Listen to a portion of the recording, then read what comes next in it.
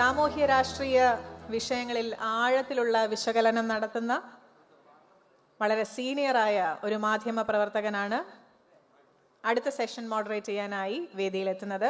മാതൃഭൂമി ന്യൂസിന്റെ deputy editor Shri Abhilash Mohan. വേദിയിലേക്ക് സ്വാഗതം ശ്രീ അഭിലാഷ്.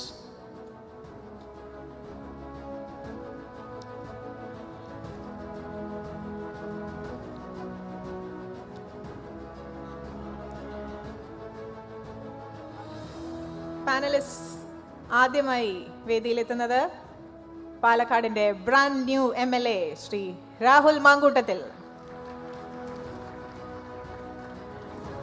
വേദിയിലേക്ക് സ്വാഗതം.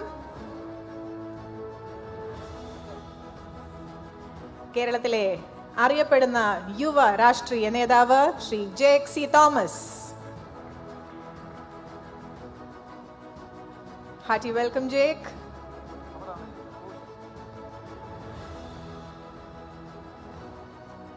BJP കേരളത്തിന്റെ പ്രതിനിധി സന്ദീപ് വാചസ്പതി. 2021 നിയമസഭാ തെരഞ്ഞെടുപ്പിൽ ആലപ്പുഴ മണ്ഡലത്തിൽ മത്സരിച്ച വ്യക്തിയാണ് Sandeep Vachaspati. And completing the panel, കേരളത്തിലെ പ്രശസ്ത രാഷ്ട്രീയ വിശകലനം ചെയ്യുന്ന വ്യക്തിയും മാധ്യമപ്രവർത്തകനുമായ Shri Sreejith Panicker. Over to you, Mr. Abhilash.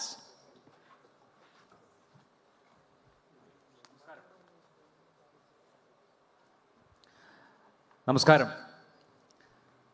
നാളത്തെ ഇന്ത്യയെക്കുറിച്ചാണ് ഈ സെഷൻ. എങ്ങനെയാണ് ജനാധിപത്യം സുസ്ഥിര വികസനം സാധ്യമാക്കുന്നത്, അല്ലെങ്കിൽ സുസ്ഥിര വികസനത്തിൽ ജനാധിപത്യത്തിൻ്റെ പങ്ക് എന്താണ് എന്ന് സംസാരിക്കാനാണ് 4 ഈ വിഷയത്തിൽ നല്ല നിലയിൽ നിങ്ങളോട് സംവദിക്കാൻ കഴിയുന്ന യുവ രാഷ്ട്രീയ പ്രവർത്തകരും അതുപോലെ തന്നെ വിശകലന വിദഗ്ധനും നമ്മോടൊപ്പം ഉള്ളത്. അപ്പോൾ വരുന്ന സമയങ്ങളിൽ നമുക്ക് എങ്ങനെ ജനാധിപത്യം സുസ്ഥിര വികസനത്തെ സഹായിക്കുന്നു അല്ലെങ്കിൽ സഹായിക്കുന്നില്ല, നാളത്തെ ഇന്ത്യ എങ്ങനെയായിരിക്കും എന്ന് പരിശോധിക്കാം. ഞാൻ ഒരുപാട് സംസാരിക്കുന്നില്ല, നമുക്ക് നേരെ പാനലിസ്റ്റുകളിലേക്ക് പോകാം. ആദ്യം ശ്രീജിത്ത് പണിക്കർ, ജനാധിപത്യം സുസ്ഥിര വികസനത്തിന് അല്ലെങ്കിൽ പോട്ടെ വികസനത്തിന് നല്ലതാണോ മോശമാണോ? ഞാൻ അങ്ങനെ ചോദിക്കാൻ കാരണം, ഇപ്പോൾ നമ്മുടെ തൊട്ടടുത്ത രാജ്യമായ ചൈന, അവിടെ ജനാധിപത്യമല്ല. നമ്മുടെ ഒരുപാട് മലയാളികൾ ജോലി ചെയ്യുന്ന ഗൾഫ് രാഷ്ട്രങ്ങളിൽ ജനാധിപത്യമില്ല, അവിടങ്ങളിലൊക്കെ വികസനമുണ്ട്. ഇന്ത്യ ഒരു ഡെമോക്രസിയാണ്, ലോകത്തെ ഏറ്റവും വലിയ ജനാധിപത്യമാണ് ഇന്ത്യ. ഈ വികസനവും ജനാധിപത്യവും തമ്മിലുള്ള ബന്ധത്തെ എങ്ങനെയാണ് താങ്കൾ കാണുന്നത്? എല്ലാവർക്കും നമസ്കാരം. വികസനവും ജനാധിപത്യവും എന്നതിന് ഒരുപക്ഷെ സുസ്ഥിര വികസനം എന്നതിനേക്കാൾ ബന്ധമുണ്ട് എന്നാണ് ഞാൻ കരുതുന്നത്. സുസ്ഥിര വികസനം എന്ന് പറയുമ്പോൾ 2 വാക്കുകളുണ്ട്. ഒന്ന് സുസ്ഥിരം, 2 വികസനം. അതൊരു ഓക്സിമോറോണാണ് സത്യത്തിൽ. കാരണം ഡെഫനിങ് സൈലൻസ് എന്നൊക്കെ പറയുന്നത് പോലെ, കാതടപ്പിക്കുന്ന നിശബ്ദത എന്ന് പറയുന്നത് പോലെയുള്ള ഒരു വാക്കാണ് സത്യത്തിൽ സുസ്ഥിര വികസനം. വികസനം എന്ന് പറയുന്ന സമയത്ത് നമുക്കതിൽ കുറേയധികം വിട്ടുവീഴ്ചകൾ ചെയ്യേണ്ടി വരും. പക്ഷേ ആ വിട്ടുവീഴ്ചകളിൽ ഏത് പരിധിവരെ ആകാം എന്ന് നമ്മൾ ചിന്തിക്കുന്നിടത്താണ് നമ്മൾ ഇൻവെൻറ്റ് ചെയ്തിരിക്കുന്ന സുസ്ഥിര വികസനം അല്ലെങ്കിൽ സസ്റ്റൈനബിൾ ഡെവലപ്മെൻറ്റ് എന്ന് പറയുന്ന ഒരു വാക്ക്. വികസനവും ജനാധിപത്യവും തമ്മിലുള്ള ബന്ധത്തിനെ പറ്റി ചോദിച്ചാൽ ഞാൻ പ്രാഥമികമായി മനസ്സിലാക്കുന്നത്, വികസനം വരും, വികസനം വരണം, വികസനം ഞങ്ങളാണ് കൊണ്ടുവരിക എന്ന് പറയുന്നതിലാണ് നിലവിലുള്ള രാഷ്ട്രീയ കക്ഷികളുടെ പ്രധാനപ്പെട്ട താല്പര്യം. അതിനപ്പുറത്തേക്ക് അത് പ്രായോഗിക തലത്തിൽ ഇംപ്ലിമെൻ്റ് ചെയ്യുന്നതിന് വേണ്ടി എത്രത്തോളം കാര്യക്ഷമമായിട്ട് ആൾക്കാർ ശ്രമിക്കുന്നുണ്ട് എന്നതിനെക്കുറിച്ച് അക്കൗണ്ടബിലിറ്റി ഇല്ല എന്നാണ് ഞാൻ കരുതുന്നത്. ഇപ്പോൾ ഉദാഹരണത്തിന്, നമ്മളിപ്പോൾ ബജറ്റ് ടൈമിലേക്ക് വരികയാണ്. സ്റ്റേറ്റിൻ്റെ ബജറ്റ് ഉണ്ടാകും, കേന്ദ്ര ബജറ്റ് ഉണ്ടാകും. ഈ ബജറ്റുമായി ബന്ധപ്പെട്ട് കഴിഞ്ഞ വർഷവും കുറേയധികം പ്രഖ്യാപനങ്ങൾ ഉണ്ടായിട്ടുണ്ടാവും. ആ പ്രഖ്യാപനങ്ങളിൽ തന്നെ ഏറ്റവും കൂടുതലായിട്ട് എൻവയൺമെൻറ്റിന് വേണ്ടി, സസ്റ്റൈനബിൾ ഡെവലപ്മെൻറ്റിന് വേണ്ടി കുറേയധികം പദ്ധതികളും ഉണ്ടാക്കിയിട്ടുണ്ടാവും. ഇതിൽ എത്രത്തോളം നടന്നു, ഏതെങ്കിലും പ്രഖ്യാപിക്കപ്പെട്ട ഒരു പദ്ധതിക്ക് വേണ്ടി എത്ര ശതമാനം ഫണ്ട് യൂട്ടിലൈസ് ചെയ്തു, ഈ കാര്യങ്ങളുമായി ബന്ധപ്പെട്ട് നമുക്ക് ഈ എക്കണോമിക് റിവ്യൂ പോലെയുള്ള കാര്യങ്ങൾ വരും. പക്ഷേ അതിലേക്കൊക്കെ ആക്സസ് ഉള്ള, സീരിയസ് ആയിട്ട് അതിനെ സമീപിക്കുന്ന, അതിലെ വായിച്ച് മനസ്സിലാക്കാൻ ശ്രമിക്കുന്ന ആൾക്കാരുടെ എണ്ണം താരതമ്യേന വളരെ കുറവാണ്. പിന്നെ നമ്മൾ കാണാൻ പോകുന്നത് എന്താണ്? കേന്ദ്രത്തിലാണെങ്കിൽ പാർലമെൻറ്റിൽ ശ്രീമതി നിർമ്മല സീതാരാമൻ, ഇവിടെയാണെങ്കിൽ ശ്രീ KN ബാലഗോപാൽ, പുതുതായിട്ട് കുറേയധികം പ്രഖ്യാപനങ്ങൾ പറയും. അതിൽ തന്നെ പാരിസ്ഥിതികമായിട്ടുള്ള കുറേയധികം പാക്കേജുകൾ പറയും. ഇപ്പോൾ ഡെഫിനറ്റ്ലി ഇത്തവണ നമ്മൾ കേൾക്കാൻ പോകുന്ന ഒന്ന് ഉരുൾപൊട്ടലുമായി ബന്ധപ്പെട്ടിട്ടുള്ള ഒരു പുതിയ പാക്കേജ് ആയിരിക്കും. അപ്പോൾ ഇങ്ങനെ ഉണ്ടാകുന്നു എന്നതിനപ്പുറത്തേക്ക് ഇതിൻ്റെ what percent has been utilised എന്നതുമായി ബന്ധപ്പെട്ട ഒരു അക്കൗണ്ടബിലിറ്റി ഇല്ല. അപ്പോൾ വികസനം വികസനം വികസനം വരിക എന്ന് പറയുന്നതിനപ്പുറത്തേക്ക് രാഷ്ട്രീയ കക്ഷികളെ സംബന്ധിച്ചിടത്തോളം, ഭരണ നേതൃത്വത്തെ സംബന്ധിച്ചിടത്തോളം വികസനമെന്ന് പറഞ്ഞാൽ എല്ലാമായി എന്ന് ചിന്തിക്കുന്ന ആൾക്കാരുണ്ട്. പക്ഷേ അങ്ങനെയല്ല. അതിനേക്കാൾ കൂടുതലായിട്ടുള്ള അക്കൗണ്ടബിലിറ്റി ഉണ്ടാകണം. അപ്പോൾ നമുക്കറിയാം, ഈ സസ്റ്റൈനബിൾ ഡെവലപ്മെൻറ്റ് മാത്രം നോക്കിക്കഴിഞ്ഞാൽ അതിന് യുണൈറ്റഡ് നേഷൻസ് തന്നെ തീരുമാനമെടുത്തിരിക്കുന്ന, അതിൻ്റെ മെമ്പർ കൺട്രീസ് എല്ലാം എഗ്രി ചെയ്യുന്ന കുറേയധികം പോയിന്റുകളുണ്ട്. ബ്രോഡായിട്ട് കാറ്റഗറൈസ് ചെയ്തിരിക്കുന്ന ഏതാണ്ട് 16-17 പോയിന്റുകൾ, സബ് പോയിന്റുകളൊക്കെ ഉണ്ട്. ഇതെല്ലാം തന്നെ നടപ്പാക്കുന്നതിന് നമ്മുടെ രാജ്യം പ്രതിജ്ഞാബദ്ധമാണ്. പക്ഷേ ടു വാട്ട് എക്സ്റ്റെൻറ്റ് എന്നുള്ളത് നോക്കിക്കഴിഞ്ഞാൽ ആ ഡിസ്കഷൻ ഒരു പക്ഷേ കംപ്ലീറ്റ്ലി പൊളിറ്റിക്കലായി പോകും. ഇപ്പോൾ ഉദാഹരണത്തിന് നമ്മുടെ നാട്ടിൽ തന്നെ അക്കൗണ്ടബിലിറ്റിയെ വെച്ച് തന്നെ നോക്കിക്കഴിഞ്ഞാൽ ഇപ്പോൾ കേരളത്തിൽ കഴിഞ്ഞ ഒരു 10 ദിവസത്തോളമായിട്ട് മാധ്യമങ്ങൾ ഏറ്റവും കൂടുതൽ ചർച്ച ചെയ്തുകൊണ്ടിരിക്കുന്ന ഒരു വിഷയം ശ്രീ രാഹുൽ മാങ്കൂട്ടത്തിലിൻ്റെ മണ്ഡലം, ആ സ്ഥലം പാലക്കാട്, അവിടെ വരുന്ന ഒരു ബ്രൂവറിയെ പറ്റിയാണ്. അപ്പോൾ വികസനം എന്ന് പറയുന്നുണ്ട്, അതിൽ കോംപ്രമൈസ് ചെയ്യപ്പെടുന്ന കാര്യങ്ങളുണ്ടോ എന്നുള്ള ചർച്ചയുണ്ട്. വികസനം എന്ന് പറയുന്നത് സുസ്ഥിരമാകണമെന്നുണ്ടെങ്കിൽ അതിൻ്റെ പോയിൻറ്റ്സ് എന്തൊക്കെയാണ്, സമൂഹത്തിനെ നമ്മൾ ഏത് പരിധി വരെ അതിൽ അഡ്രസ്സ് ചെയ്യുന്നുണ്ട്, എൻവയൺമെൻറ്റിനെ നമ്മൾ എങ്ങനെ പരിപാലിക്കുന്നുണ്ട് എന്ന പ്രശ്നങ്ങളുണ്ട്. കഴിഞ്ഞ വർഷം ഒരുപക്ഷെ ഇത് ബ്രഹ്മപുരമായിരുന്നിരിക്കാം, അതിനു മുമ്പത്തെ വർഷം ഒരുപക്ഷെ മുട്ടിൽ മരമുറിയായിരുന്നിരിക്കാം. ഇതെല്ലാമായി ബന്ധപ്പെട്ട് ഗവൺമെൻറ്റിൻ്റെ ഒരു പോളിസി ഫോർമേഷനുണ്ട്. ആ പോളിസി ഫോർമേഷൻ എന്ന് പറയുന്നതിൽ വികസനം എന്ന് പറയുന്നതുമായി ബന്ധപ്പെട്ടോ സുസ്ഥിര വികസനം എന്നതുമായി ബന്ധപ്പെട്ടോ കാഴ്ചപ്പാടില്ല എന്നുള്ളതാണ് ഞാൻ മനസ്സിലാക്കുന്നത്. യെസ്, അവിടെ നേരെ ഞാൻ ജെയ്ക് സി തോമസിലേക്ക് വന്നാൽ, ഇപ്പോൾ പിണറായി വിജയൻ കേരളത്തിൻ്റെ മുഖ്യമന്ത്രി, അദ്ദേഹം ജനാധിപത്യ രീതിയിൽ തിരഞ്ഞെടുക്കപ്പെട്ട ഒരു മുഖ്യമന്ത്രിയാണ്. ജനാധിപത്യത്തിൻ്റെ ഒരു പ്രൊഡക്റ്റാണ് എന്ന് പറയാം. അപ്പോൾ അദ്ദേഹം ജനങ്ങളോട്, ജനാധിപത്യ സംവിധാനങ്ങളോട് ഒക്കെ ബാധ്യസ്ഥനാണ്. അദ്ദേഹം ആ അർത്ഥത്തിൽ ഭരിക്കേണ്ട ഒരു ഭരണാധികാരിയാണ്. ഇപ്പോൾ നോക്കൂ, ഇപ്പോൾ അദ്ദേഹം ഖത്തറിലെ അമീറിനെ പോലെ, അല്ലെങ്കിൽ UAE ഷെയ്ഖിനെ പോലെ, അല്ലെങ്കിൽ ചൈനയിലെ പ്രീമിയറിനെ പോലെ ഒരാളായിരുന്നു എന്ന് വിചാരിക്കുക. അങ്ങനെയാണെങ്കിൽ ബ്രൂവറി തുടങ്ങാൻ അദ്ദേഹം തീരുമാനിച്ചാൽ മതി, വേറൊന്നും ആവശ്യമില്ല. പക്ഷെ ഇപ്പോൾ കേരളത്തിലൊരു ബ്രൂവറി എന്നുള്ള കാര്യം, അല്ലെങ്കിൽ ഒരു പുതിയ വിദേശ മദ്യ പ്ലാന്റ് തുടങ്ങാൻ ഒരു പ്രാരംഭാനുമതി സർക്കാർ കൊടുക്കുന്നു. അതേ തുടർന്ന് ഇപ്പോൾ വലിയ പ്രശ്നമാണ്, മാധ്യമങ്ങളിൽ വരുന്നു, ഘടകകക്ഷികളെതിരെ അഭിപ്രായം ഉന്നയിക്കുന്നു, പ്രതിപക്ഷം ചോദ്യങ്ങൾ ചോദിക്കുന്നു. പിണറായി വിജയൻ ഒരു അമീർ ആയിരുന്നെങ്കിൽ, അല്ലെങ്കിൽ അദ്ദേഹം ഒരു പ്രീമിയർ ആയിരുന്നെങ്കിൽ ഈ പറഞ്ഞ ചോദ്യങ്ങളൊന്നും ആവശ്യമേ ഉണ്ടായിരുന്നില്ല. എൻ്റെ ചോദ്യം എന്താണെന്ന് വെച്ചാൽ ബ്രൂവറിയെ കുറിച്ചല്ല. എൻ്റെ ചോദ്യം ജനാധിപത്യം എന്ന് പറയുന്ന കാര്യം ശരിക്കും ഈ പറയുന്ന ഇമാതിരിയുള്ള വികസനത്തിനൊരു ഒരു തടസ്സമാണോ? ജനാധിപത്യം ഉള്ളതുകൊണ്ടാണല്ലോ ഈ പ്രശ്നമൊക്കെ. ഒരിക്കലുമില്ല. അത് കേൾക്കുന്ന മാത്രയിൽ തന്നെ എനിക്ക് തോന്നുന്നു അഭിതർക്കിതമാംവിധം നമുക്കെല്ലാവർക്കും പറയാൻ കഴിയുന്നൊരു ഉത്തരമാണ്. ഏതെങ്കിലും തരത്തിലുള്ള മനുഷ്യ സമുദായത്തിൻ്റെ നവീകരണത്തെ, നാടിൻ്റെ മുമ്പോട്ടേക്ക് പോക്കിനെ തടസ്സപ്പെടുത്തുന്ന ഒന്നാണോ ജനാധിപത്യം എന്ന് ചോദിച്ചാൽ ഏകപക്ഷീയമായി തന്നെ അല്ല എന്ന് പറയാൻ കഴിയും. എനിക്ക് തോന്നുന്നു 2 ഉദാഹരണങ്ങൾ. ഇപ്പോൾ സുസ്ഥിര വികസനത്തിൻ്റെ ഭാവിയെയും ജനാധിപത്യത്തെയും സംബന്ധിച്ചാണ് നമ്മൾ ചർച്ച ചെയ്യപ്പെടുന്നത്. കേരളത്തിൻ്റെ അനുഭവത്തെ മുൻനിർത്തി നമുക്ക് ചൂണ്ടിക്കാണിക്കാൻ കഴിയുന്ന ജനാധിപത്യം എന്തുകൊണ്ട് പ്രസക്തവും അഭിമാനകരമാം വിധം അത് പഴുതുകൾ അടച്ച് മുമ്പോട്ടേക്ക് പോകേണ്ടതുമുണ്ട് എന്ന തീർപ്പിനെ ചർച്ചയ്ക്ക് വിധേയമാക്കുന്ന, കൂടുതൽ ശരിയാവണ്ണം വിലയിരുത്താൻ സഹായിക്കുന്ന 2 ഉദാഹരണങ്ങളുണ്ട്. എനിക്ക് തോന്നുന്നു നമ്മളെല്ലാവരും, ഭൂരിപക്ഷം ആളുകളും മലയാള സിലബസ് ചെറിയ ക്ലാസ്സിൽ പാഠപുസ്തകമായി പഠിക്കുമ്പോൾ പൊതിച്ചോറ് എന്ന് പറയുന്ന കാരൂറിൻ്റെ ചെറുകഥ ഒരു വേളയെങ്കിലും വായിച്ചിട്ടുള്ളവരോ കേട്ടിട്ടുള്ളവരോ ആണ് നമ്മളിൽപ്പെട്ട മഹാഭൂരിപക്ഷവും. പൊതിച്ചോറ് ഒരു അധ്യാപകൻ്റെ കഥയാണ് പറയുന്നത്. കേരളത്തിൽ എയ്ഡഡ് വിദ്യാഭ്യാസ മേഖലയിൽ, വിശാലമായി പറഞ്ഞാൽ പൊതുവിദ്യാഭ്യാസ രംഗത്ത് പ്രവർത്തിച്ചുകൊണ്ടിരുന്ന ഒരു അധ്യാപകൻ. ഒറ്റ വാക്കിൽ കഥയുടെ രത്നച്ചുരുക്കം പറഞ്ഞ് അവസാനിപ്പിക്കാം. കുട്ടിയുടെ ബാഗിൽ നിന്ന് അവൻ്റെ അമ്മ സ്നേഹം ചാലിച്ച് കൊടുത്തയച്ച പൊതിച്ചോർ പട്ടിണി മുഖാന്തരം മോഷ്ടിച്ച് കഴിക്കേണ്ട വന്ന അധ്യാപകൻ്റെ കഥയാണ് കാരൂർ പൊതിച്ചോറിൽ പറയുന്നത്. ഇന്ന് 2025 ആണ്ടിൽ നമ്മളെല്ലാവരും ഇത്തരത്തിലൊരു ഫ്യൂച്ചർ സമ്മിറ്റിനായി ഒത്തുചേരുമ്പോൾ മലയാളികളെ സംബന്ധിച്ച്, കേരളത്തിലുള്ള നമ്മളെ സംബന്ധിച്ച്, രാഷ്ട്രീയത്തിൻ്റെ വ്യത്യാസങ്ങൾക്കൊക്കെ അപ്പുറം പട്ടിണി അയാഥാർത്ഥ്യമായൊരു അനുഭവമാണ്, അല്ലെങ്കിൽ നമുക്കതൊരു ആലങ്കാരികമായ അനുഭവമാണ്. ഇന്ന് നമ്മളെ സംബന്ധിച്ചിടത്തോളം വിശപ്പ് മൂലം മരിക്കേണ്ട വരിക അത് മലയാളിക്കില്ല. പക്ഷേ കേരളത്തിൻ്റെ അനുഭവം, കുട്ടിയുടെ ബാഗിൽ നിന്ന് പൊതിച്ചോർ മോഷ്ടിച്ച് കട്ടു തിന്നേണ്ട വന്ന, അതിൻ്റെ പേരിൽ മാനേജർക്ക് കത്തയക്കേണ്ട വന്ന അധ്യാപകരും അവരെ സംബന്ധിച്ചുള്ള സാഹിത്യവും കേരളത്തിലുണ്ടായിരുന്നു. എങ്ങനെ കേരളത്തിൽ നിന്ന് പട്ടിണിയും ദാരിദ്ര്യവും റദ്ദു ചെയ്യപ്പെട്ടു? 1957 പരിമിതികളോട് കൂടെയെങ്കിലും കേരളം ഉത്കൃഷ്ടമായ ജനാധിപത്യത്തിൻ്റെ നടപ്പുവഴികളിലേക്ക് നടന്നതുകൊണ്ടാണ് ഇന്ന് കാണുന്ന ഒരു കേരളം സാധ്യമായി തീർന്നത്. കാരൂരിൻ്റെ പൊതിച്ചോറിനെ ചൂണ്ടിക്കാട്ടി പട്ടിണിയെ റദ്ദു ചെയ്തതിൽ ജനാധിപത്യത്തിന് പങ്കുണ്ട് എന്ന് മാത്രമല്ല ഞാൻ പറയാൻ വന്നത്. ഇപ്പോൾ ഓർക്കുന്നുണ്ടാവും, അല്പ നാളുകൾക്ക് പുറകിലാണ് നമ്മുടെ എം കുഞ്ഞാമൻ മാഷ് മരണപ്പെട്ടു. എം കുഞ്ഞാമൻ മാഷെ സംബന്ധിച്ചിട്ടെങ്കിലും കേട്ടിട്ടുണ്ടാകും. കേരള സർവകലാശാലയിലെ പൊളിറ്റിക്സ് ഡിപ്പാർട്ട്മെൻറ്റിൻ്റെ തലവനായി വന്നു. പിന്നീട് ഇന്ത്യയുടെ ഏറ്റവും പ്രൈഡ്ഫുൾ ക്യാമ്പസ് എന്ന് വിശേഷിപ്പിക്കാൻ കഴിയുന്ന ടാറ്റ ഇൻസ്റ്റിറ്റ്യൂട്ട് ഓഫ് സോഷ്യൽ സയൻസിൽ ടിസിൽ അധ്യാപകനായി പ്രവർത്തിച്ചു. കുഞ്ഞാമൻ മാഷിന്റെ ആത്മകഥ അദ്ദേഹം മരണപ്പെട്ട സമയത്ത് ഏറെ ചർച്ചയ്ക്ക് വിധേയമാക്കപ്പെട്ടു. ആ ആത്മകഥയിലെ ഒരു ഏട് പല മാധ്യമങ്ങളിലും വന്ന് പ്രസിദ്ധീകരിക്കുകയുണ്ടായി. അതിൽ പറയുന്നത് ഇങ്ങനെയാണ്: അദ്ദേഹം അധസ്ഥിത സമൂഹത്തിൽ നിന്ന് ജനിച്ചു വീണ മനുഷ്യനാണ്. ഒരു ദിവസം പട്ടിണി സഹിക്കവയ്യാതെ അച്ഛൻ്റെയും അമ്മയുടെയും കൂടെ ജന്മിയുടെ വീട്ടിൽ അദ്ദേഹത്തിന് പണിക്ക് പോകേണ്ടതായി വന്നു. ഉച്ചയായപ്പോൾ വിശന്നു. അച്ഛനും അമ്മയും ജന്മിയോട് ആവശ്യം പറഞ്ഞ് കുഞ്ഞാമൻ മാഷിന് ഭക്ഷണം ഒരുക്കിയത് എവിടെയാണ് എന്ന് കുഞ്ഞാമൻ മാഷ് വിശദീകരിക്കുന്നുണ്ട്. ജന്മിയുടെ വീടിൻ്റെ അടുക്കളയുടെ 8 വാരങ്ങൾക്കപ്പുറം ഒരു വട്ടയിലയിൽ കുഴി കുത്തി അദ്ദേഹത്തിന് കഞ്ഞി കൊടുത്തു. അത് പഴയ കേരളത്തിൻ്റെ അല്ലെങ്കിൽ ഇന്ത്യയുടെ ചരിത്രം വായിക്കുമ്പോൾ നമുക്കിതിൽ അസ്വാഭാവികതയുണ്ടോ? വേണമെങ്കിൽ ഇല്ല എന്ന് പറയാം. പക്ഷെ പ്രത്യേകത എന്താണ്? ഭീതിതമായ അദ്ദേഹത്തിൻ്റെ അനുഭവം വിശദീകരിക്കുന്നു. ആർത്തിയോടുകൂടെ വിശപ്പ് മാറ്റുവാൻ കുഴിയിൽ കുത്തിയ വട്ടയിലയിലെ കഞ്ഞി കുടിക്കാൻ ചെല്ലുമ്പോൾ കുഞ്ഞാമൻ മാഷിലെ വിദ്യാർത്ഥി ഒറ്റയ്ക്കായിരുന്നില്ല.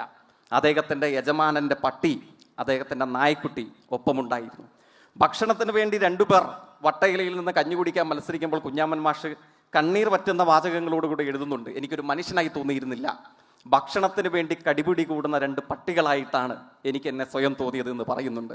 ആ കുഞ്ഞാമൻ കേരള സർവകലാശാലയുടെ അതിർവരമ്പുകളും കടന്ന് ടാറ്റ ഇൻസ്റ്റിറ്റ്യൂട്ട് ഓഫ് സോഷ്യൽ സയൻസിൻ്റെ ഏറ്റവും മിടുമിടുക്കനായ അധ്യാപക ശൃംഖലയുടെ പ്രതീകമായി മാറി. എങ്ങനെ മലയാളത്തിന്, കേരളത്തിന് ഇത്തരം മാറ്റങ്ങൾ സാധ്യമായി എന്ന് ചോദിച്ചാൽ, ഉത്കൃഷ്ടമായ ജനാധിപത്യത്തിൻ്റെ അഭിമാനകരമായ അനുഭവം കേരളം വഴി ലോകത്തിനും ഇന്ത്യക്കും സംഭാവന ചെയ്യാൻ നമുക്ക് കഴിയുന്നുണ്ട്. ചോദ്യത്തിൻ്റെ വാചകത്തോട് ചേർന്ന് ഞാൻ അവസാനിപ്പിക്കുന്നു. ഇപ്പോൾ വലിയ പദ്ധതികൾ, ഇത്തരത്തിലുള്ള എതിർപ്പുകളൊക്കെ വരുന്നുണ്ട്. എതിർപ്പുകൾ ജനാധിപത്യത്തിൻ്റെ അന്തസ്സത്ത ഉയർത്തിപ്പിടിക്കുന്നതാണ്.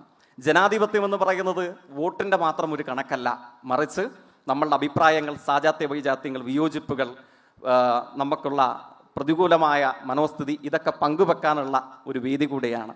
അത് അനിവാര്യമാം വിധം അങ്ങനെ തുടരേണ്ടതുണ്ട് എന്ന് തന്നെയാണ് എൻ്റെ അഭിപ്രായം. തീർച്ചയായും അക്കാര്യത്തോട് യോജിക്കുന്നു. ജനാധിപത്യമാണ് ലോകത്തെ നിലവിലുള്ള മാതൃകകളിൽ ഏറ്റവും സുന്ദരമായ വ്യവസ്ഥ എന്നുള്ള കാര്യത്തിൽ എനിക്കും തർക്കമില്ല. ഒരുപക്ഷെ ഇപ്പോൾ ഇന്ത്യയുടെ ഫ്യൂച്ചർ നമ്മൾ ചർച്ച ചെയ്യുമ്പോൾ ഫ്യൂച്ചറിലും നമ്മൾ ജനാധിപത്യമായി തന്നെ തുടരട്ടെ എന്നുള്ളതാണ് ഒരു ഇന്ത്യൻ പൗരനെ സംബന്ധിച്ച് ഏറ്റവും പ്രധാനപ്പെട്ട ആഗ്രഹം എന്നാണ് ഞാൻ വിചാരിക്കുന്നത്. ആ കോണ്ടക്സ്റ്റിലേ അല്ല ചർച്ച. അവിടെ ഇപ്പോൾ ശ്രീ രാഹുൽ ഇപ്പോൾ ഇവിടെ ബ്രൂവറിയുടെ കാര്യം പറഞ്ഞു. ഞാൻ വേറൊരു കാര്യമാണ് ചോദിക്കുന്നത്. ഇപ്പോൾ നോക്കൂ, കേരളത്തിലാണ് ഏറ്റവും കൂടുതൽ വെഹിക്കുലാർ ഡെൻസിറ്റി ഇന്ത്യയിലുള്ളത്. വളരെ സ്ലോ ആണ് നമ്മുടെ റോഡുകൾ. ട്രെയിനിൻ്റെ ട്രാഫിക് എടുത്തു കഴിഞ്ഞാൽ മറ്റ് ഇതര സംസ്ഥാനങ്ങളെ കമ്പയർ ചെയ്യുമ്പോൾ ഏറ്റവും 40-50% വേഗത കുറവാണ് കേരളത്തിൽ. കാരണം പാളമില്ല, 2 പാളമേ ഉള്ളൂ.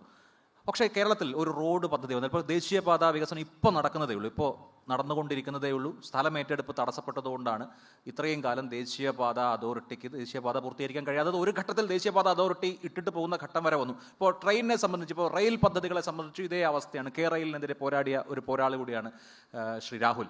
അപ്പോൾ ഞാൻ ചോദിക്കുന്നത്, നമ്മുടെ ജനാധിപത്യം കുറച്ച് കൂടുതലാണ്. ടൂ മച്ച് ഡെമോക്രസി ഉണ്ടോ ഇവിടെ? ആദ്യമേ എല്ലാവർക്കും നമസ്കാരം. ഇവിടെ ഫ്യൂച്ചറിസ്റ്റിക് ആയിട്ട് നമ്മൾ സംസാരിക്കുമ്പോൾ ജയിക്ക് കുഞ്ഞാമൻ മാഷെ കോട്ട് ചെയ്തുകൊണ്ട് ഒരു വാചകം കുഞ്ഞാമൻ മാഷ് തന്നെ പറയാം ഫ്യൂച്ചറിൽ ഉണ്ടാകേണ്ടതായിട്ട്. ഇപ്പം എതിരിനകത്ത് തന്നെ കുഞ്ഞാമൻ മാഷിൻ്റെ ഒരു അധ്യായം തന്നെയുണ്ട്. ഒരു ദളിതന് കേരളത്തിൻ്റെ മുഖ്യമന്ത്രി കസേരയിൽ ഇരിക്കണമെങ്കിൽ മുഖ്യമന്ത്രിയുടെ കസേരയിലടിയിലെ മൂട്ടയായി ജനിക്കണം എന്ന് പറയുന്ന ഒരു വാചകം കൂടിയുണ്ട്. നാളുകളിൽ അതൊരു യാഥാർത്ഥ്യമാകട്ടെ എന്നുള്ള ഒരു ആശംസയോടുകൂടി നമുക്ക് അങ്ങയുടെ ചോദ്യം, ഇപ്പം വികസനം, ഇപ്പം ഈ ശങ്കരാടിയുടെ ഭാഷ കടമെടുത്താൽ, അല്ലെങ്കിൽ പിന്നെ സന്ദേശത്തിലെ ശങ്കരാടിയുടെ ഭാഷ കടമെടുത്തു കഴിഞ്ഞാൽ ആ ചോദ്യം പോലും ഒരു മുതലാളിത്തത്തിൻ്റെ ബൈ പ്രോഡക്റ്റാണ്, ഉപോൽപ്പന്നമാണ്. നമ്മൾ വികസനത്തെ പറ്റി പറയുമ്പം whose development at what cost എന്നുള്ളതാണ് ഏറ്റവും പ്രധാനപ്പെട്ട കാര്യം.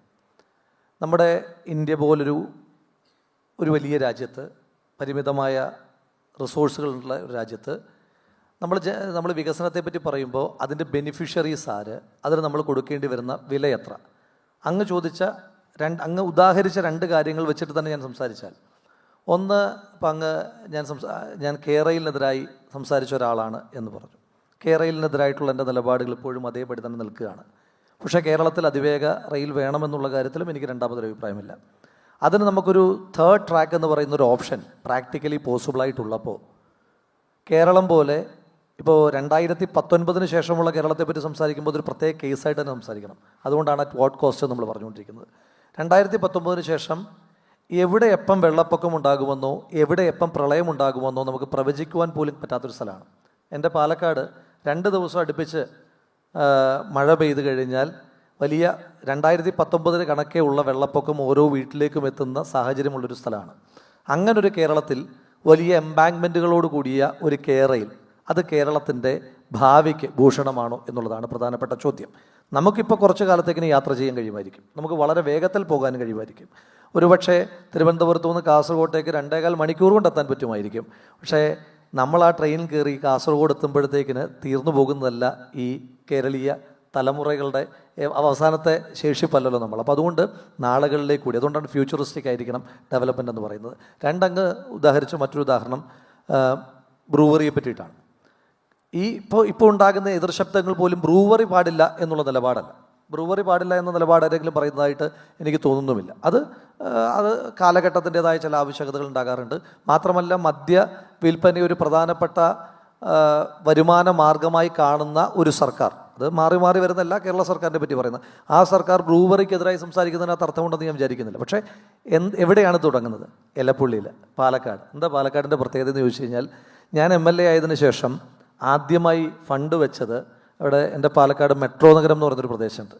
ആ മെട്രോ നഗരത്തിലെ കുടിവെള്ള ക്ഷാമം പരിഹരിക്കുവാൻ വേണ്ടിയിട്ട് 20 ലക്ഷം രൂപയാണ് ഞാൻ MLA ആയതിനു ശേഷം ആദ്യം മാറ്റിവെക്കുന്ന ഒരു താൽക്കാലിക സംവിധാനമാണ്, സ്ഥിരം സംവിധാനമല്ല. ഈ വേനലിനെ ഒന്ന് കടന്നു പോകാൻ 20 ലക്ഷം രൂപ MLAയുടെ പ്രാദേശിക വികസന ഫണ്ടിൽ നിന്ന് മാറ്റിവെക്കേണ്ടി വന്നൊരു ജനപ്രതിനിധിയാണ്. അങ്ങനൊരു നാട്ടിലേക്ക് ഒരു തുള്ളി വെള്ളത്തിന് പൊന്നിൻ്റെ വില കൊടുക്കുന്നൊരു നാട്ടിൽ നിങ്ങൾ ബ്രൂവറി തുടങ്ങാനായിട്ട് വരുമ്പോൾ അതിൻ്റെ ഫീസിബിലിറ്റി, അതിന് ആ നാട്ടിലെ ജനങ്ങൾ കൊടുക്കേണ്ടി വരുന്ന വലിയ വില, അതാണ് പ്രശ്നം. അപ്പം ജനാധിപത്യം അവിടെയൊക്കെ പ്രതിരോധം തീർക്കുന്നത് കൊണ്ട് തന്നെയാണ് ജനാധിപത്യം മനോഹരമാകുന്നത്. മറ്റേതൊരു വ്യവസ്ഥ, ഇപ്പം അങ്ങ് നേരത്തെ സൂചിപ്പിച്ചതുപോലെ ശ്രീ പിണറായി വിജയൻ കേരളത്തിൻ്റെ അമീറായിരുന്നുവെങ്കിൽ ആ പദ്ധതി ഇപ്പോൾ വന്നു പോയേനെ, നമുക്ക് എതിർശബ്ദം ഉയർത്തുവാൻ പോലും ഒരു സ്പേസ് ഉണ്ടാകില്ല.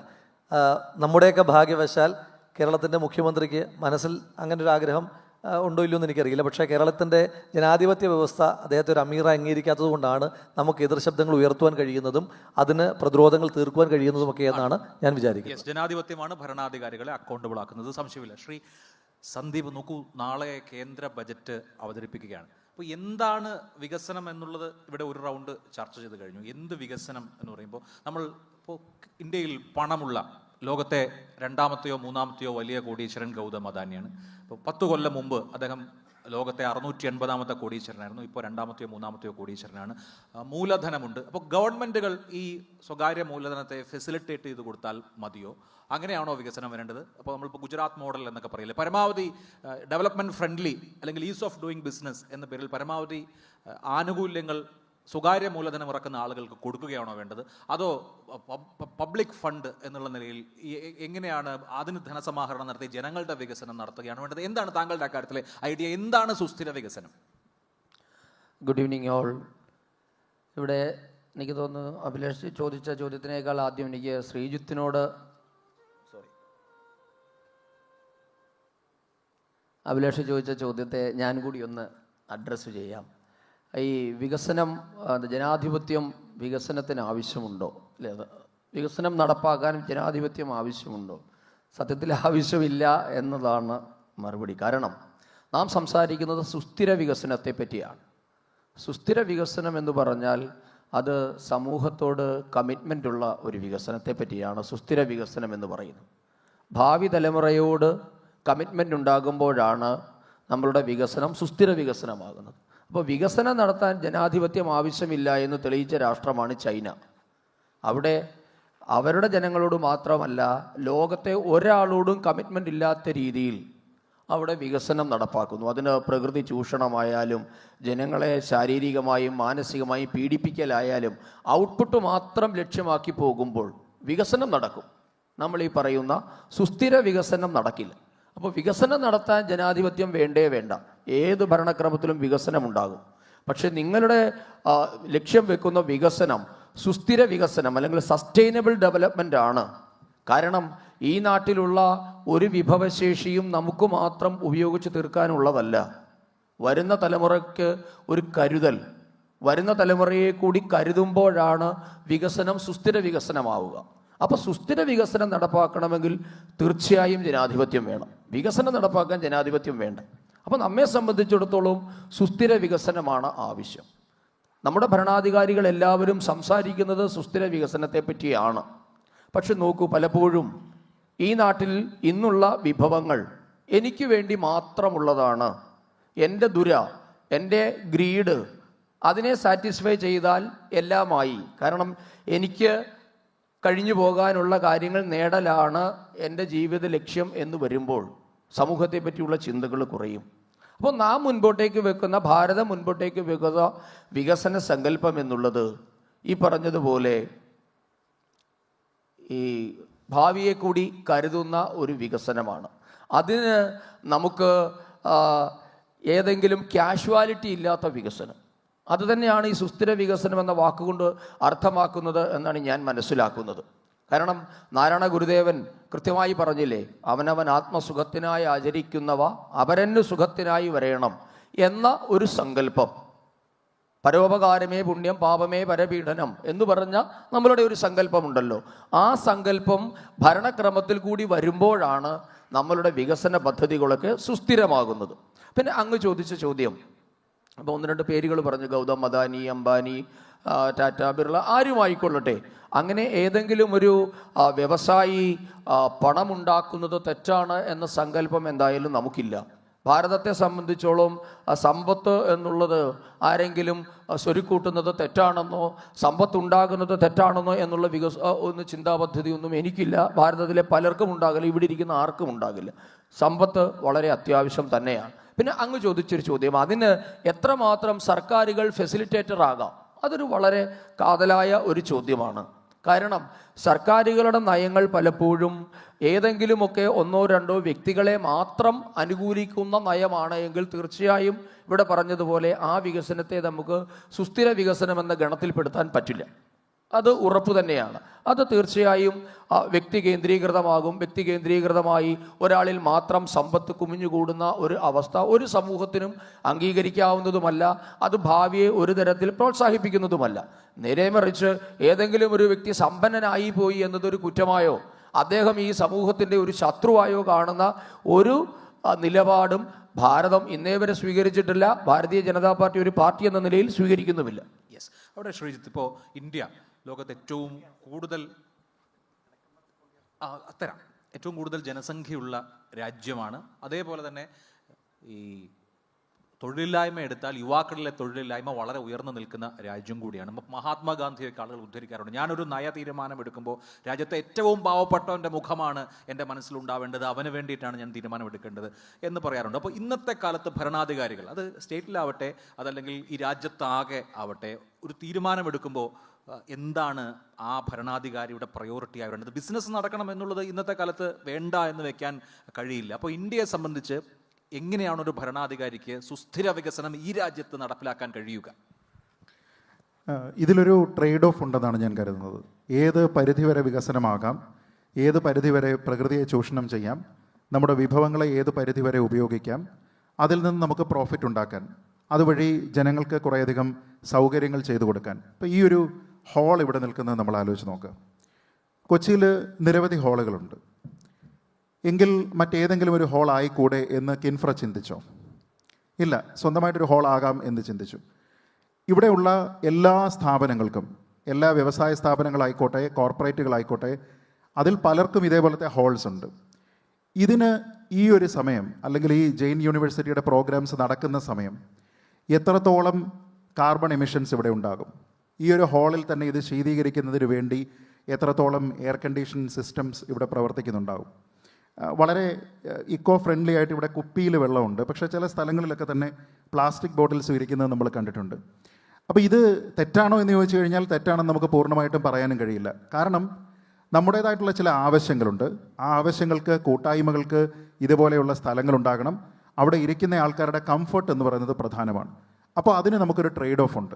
ആ ട്രേഡ് ഓഫ് എന്ന് പറയുന്നത് ഒരു പക്ഷേ ഒരു സോഷ്യൽ കമ്മിറ്റ്മെൻറ്റിൻ്റെ ഭാഗമായി മറ്റേതെങ്കിലും ഒരു സ്ഥലത്ത് ഒരു ഫോറസ്റ്റേഷൻ പരിപാടിയോ അല്ലെങ്കിൽ വൃക്ഷ തൈകൾ വെച്ച് പിടിപ്പിക്കുക തുടങ്ങിയ പദ്ധതിയോ ഒക്കെ തന്നെ ഇവരെല്ലാവരും തന്നെ ചെയ്യുന്നുണ്ടാകും. ഒരുപക്ഷേ ഈ കോർപ്പറേറ്റ് സോഷ്യൽ റെസ്പോൺസിബിലിറ്റിയുടെ ഭാഗമായിട്ടും ആൾക്കാർ ഇതൊക്കെ ചെയ്യുന്നുണ്ട്. അപ്പോൾ ഞാൻ പറയുന്നത് നേരത്തെ പറഞ്ഞതുപോലെ സുസ്ഥിര വികസനം എന്ന് പറയുന്നത് തന്നെ ഓക്സിമോറോണാണ്. രണ്ടും കൂടി കോഎക്സിസ്റ്റ് ചെയ്യാൻ പറ്റാത്തൊരു കാര്യമാണ്. പക്ഷേ പലപ്പോഴും പറയുന്ന ചില പ്രിൻസിപ്പിൾസ് ഉണ്ട്. അതായത് ഒരു നയം രൂപീകരിക്കുന്ന സമയത്ത് നമ്മൾ എങ്ങനെ നയം രൂപീകരിക്കണമെന്ന് ഇപ്പോൾ ചോദിച്ചല്ലോ. ഏതൊരു നയവും രൂപീകരിക്കുന്ന സമയത്ത് നമ്മൾ 3 കാര്യങ്ങൾ പരിഗണിക്കപ്പെടണം. ഒന്ന് പീപ്പിളാണ്, ആൾക്കാരാണ്. ഈ ഒരു നയം കൊണ്ടുവരുന്നത് കൊണ്ട് ആൾക്കാർക്ക് എന്ത് ഗുണപരമായിട്ടുള്ള മാറ്റമാണ് ഉണ്ടാകാൻ പോകുന്നത്, എത്രത്തോളം ദോഷമാണ് നമ്മളവിടെ മിറ്റിഗേറ്റ് ചെയ്യാനായിട്ട് ശ്രമിക്കുന്നത്. രണ്ടാമത് പ്ലാനറ്റാണ്. എൻവയൺമെൻറ്റിനെ അത് എത്രത്തോളം ബാധിക്കുന്നുണ്ട്, അല്ലെങ്കിൽ അതിൻ്റെ എൻവയൺമെൻറ്റൽ ഇമ്പാക്റ്റ് നമുക്ക് എത്രത്തോളം കുറച്ച് കൊണ്ടുവരാം എന്ന് ചിന്തിക്കേണ്ടതുണ്ട്. മൂന്നാമത് മാത്രമാണ് പ്രോഫിറ്റ്സ് ഉണ്ടാകേണ്ടത്. പ്രോഫിറ്റ്സ് എന്ന് പറയുന്നതും എസെൻഷ്യൽ ആയിട്ടുള്ള ഒരു കാര്യമാണ്. കാരണം ബിസിനസ് ചെയ്യാനായിട്ട് ആൾക്കാരില്ല എങ്കിൽ ഇവിടെ തൊഴിലവസരങ്ങൾ ഉണ്ടാവില്ല. നമ്മൾ തന്നെ പറഞ്ഞു, ഇപ്പോൾ ഇന്ത്യ പോലെ ഒരു രാജ്യം വികസിക്കണമെന്ന് ആഗ്രഹിച്ചുകൊണ്ട് ആ രീതിയിൽ പ്രവർത്തിക്കുന്ന ഒരു രാജ്യത്തിനെ സംബന്ധിച്ചിടത്തോളം നിരവധിയായിട്ടുള്ള പ്രശ്നങ്ങളിൽ ഏറ്റവും പ്രധാനപ്പെട്ട ഒരു പ്രശ്നം എന്ന് പറയുന്നത് തന്നെ നമുക്ക് മതിയായിട്ടുള്ള തൊഴിലവസരങ്ങൾ ക്രിയേറ്റ് ചെയ്യാൻ കഴിയുന്നില്ല എന്നുള്ളതാണ്. അപ്പോൾ കൂടുതലായിട്ട് തൊഴിലവസരങ്ങൾ ഉണ്ടാകണമെന്നുണ്ടെങ്കിൽ എല്ലാ ആൾക്കാർക്കും ഗവൺമെൻറ് ജോലി കൊടുക്കാനായിട്ട് ഗവൺമെൻറ്റിന് സാധിക്കുകയുമില്ല. പിന്നെ ചെയ്യുന്നത് എന്താണ്? കോർപ്പറേറ്റ്സ് ഉണ്ടാകണം, ഇൻഡസ്ട്രീസ് ഉണ്ടാകണം, മറ്റ് പലതരത്തിൽ, അതായത് സർവീസ് ഓറിയൻറ്റഡ് ആണെങ്കിലും പ്രൊഡക്ഷൻ ഓറിയൻറ്റഡ് ആയിട്ടാണെങ്കിലും ഇവിടെ ബിസിനസ്സുകൾ ഉണ്ടാവണം. ഇതെല്ലാം തന്നെ ഒരു തരത്തിൽ ചെയ്യുന്നത് എന്താണ്? വികസനത്തിനെ കൊണ്ടുവരുന്ന സമയത്ത് കുറേയധികം ഏരിയകളിൽ കോംപ്രമൈസ് ചെയ്യുകയാണ്. പക്ഷേ നമ്മൾ ഈ സസ്റ്റൈനബിൾ ഡെവലപ്മെൻറ്റ് എന്ന് പറയുമ്പോൾ പലപ്പോഴും ആൾക്കാരുടെ മനസ്സിലേക്ക് പെട്ടെന്ന് ഓടിയെത്തുന്നത് പ്രകൃതി പരിപാലനം, എൻവയൺമെൻറ്റിൻ്റെ സുരക്ഷ, ഇത് മാത്രമാണ്. പക്ഷേ അത് മാത്രമല്ല. ഇപ്പോൾ ഉദാഹരണത്തിന് ദാരിദ്ര്യ നിർമ്മാർജ്ജനം സസ്റ്റൈനബിൾ ഡെവലപ്മെൻറ്റിൻ്റെ ഭാഗമാണ്. വിദ്യാഭ്യാസം സാർവത്രികമാക്കുക എന്ന് പറയുന്നത് സസ്റ്റൈനബിൾ ഡെവലപ്മെൻറ്റാണ്.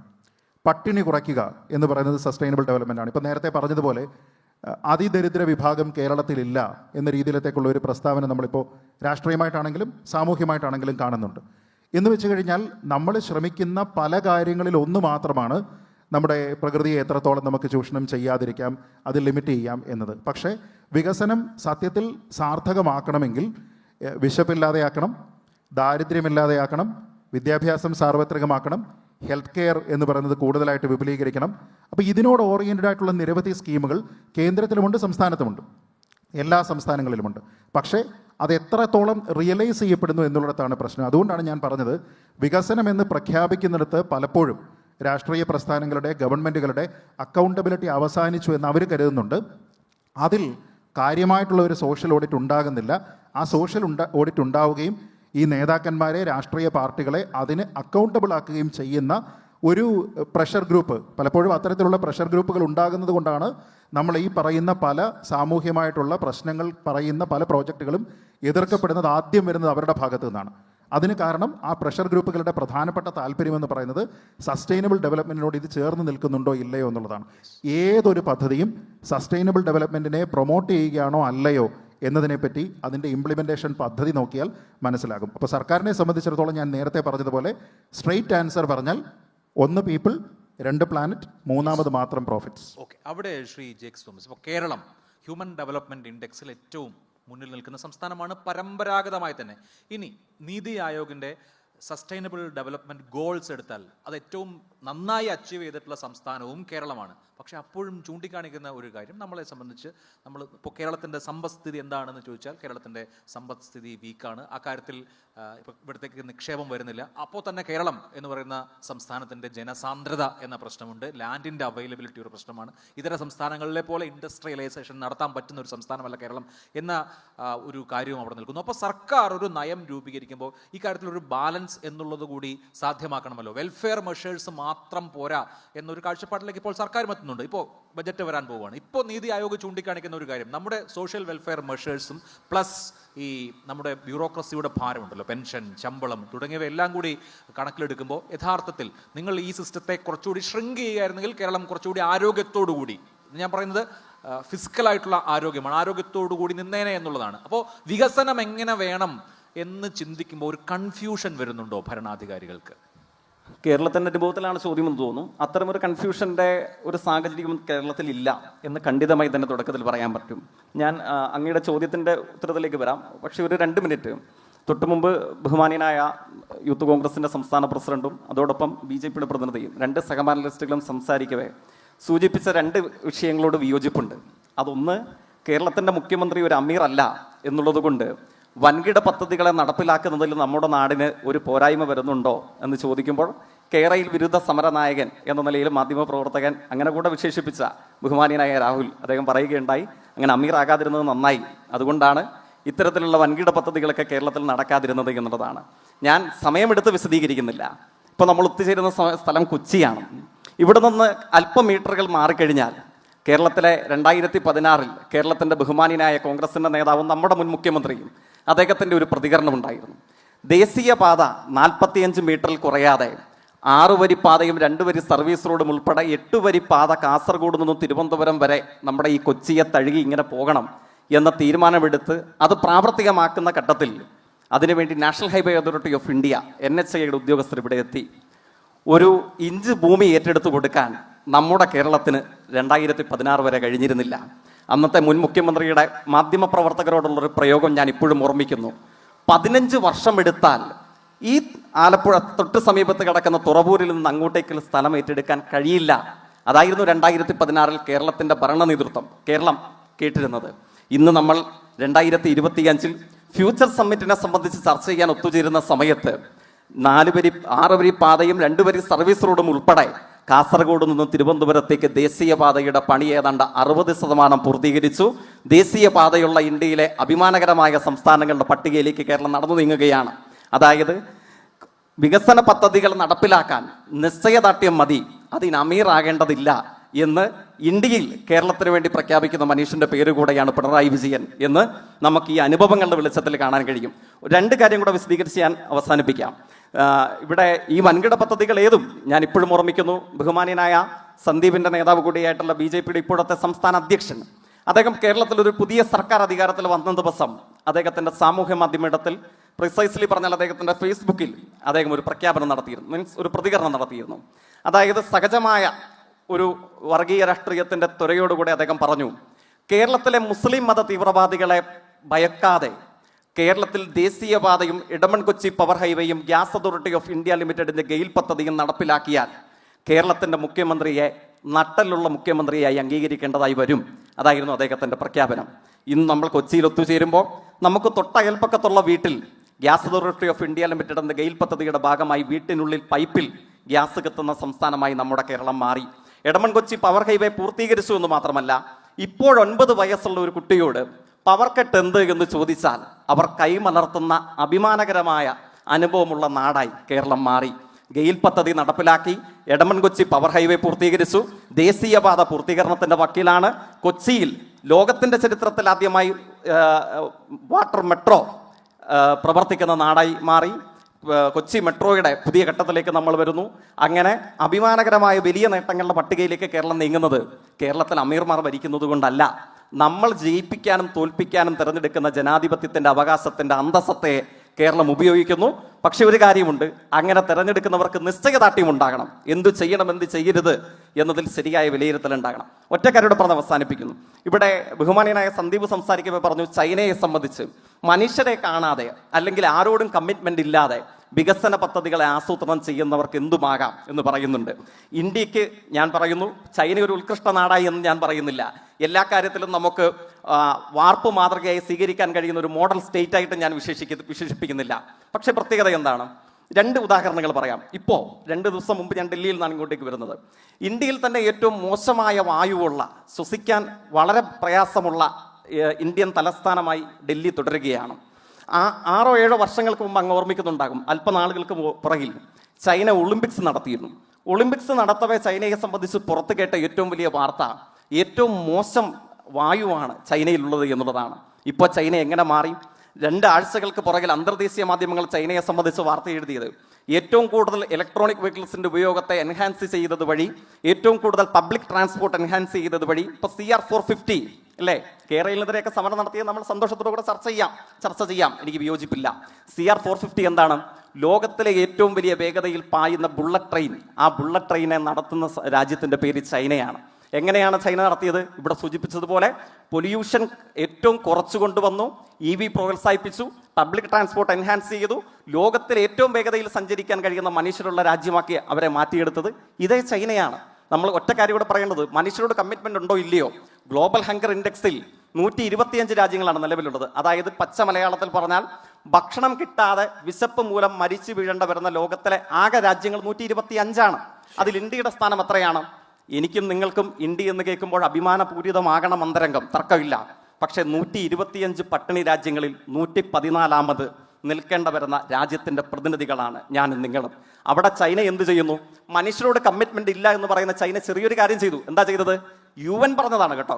ഗ്ലോബൽ ഹങ്കർ ഇൻഡെക്സിന്റെ റേറ്റ് ലോകത്തിൽ കുറച്ചു കൊണ്ടുവരുന്നതിൽ 2024 ഏറ്റവും കൂടുതൽ സംഭാവന ചെയ്ത, പച്ച മലയാളത്തിൽ പറഞ്ഞാൽ പട്ടിണിയുള്ള മനുഷ്യരെ ഇല്ലാതാക്കി പട്ടിണിയെ റദ്ദു ചെയ്ത ലോകത്തിലെ 1ാമത്തെ രാജ്യങ്ങളുടെ പട്ടികയിൽ വരുന്ന പേരാണ് ചൈന എന്ന് പറയുന്നത്. നമ്മൾ മാതൃകയാക്കണമെന്നോ കമ്മിറ്റ്മെന്റ് ഉണ്ടോ ഇല്ലയോ എന്നൊക്കെ ഉള്ളത് ഈ അനുഭവങ്ങളുടെ കൂടെ വെളിച്ചത്തിൽ നമ്മൾ വിലയിരുത്തേണ്ടതാണ്.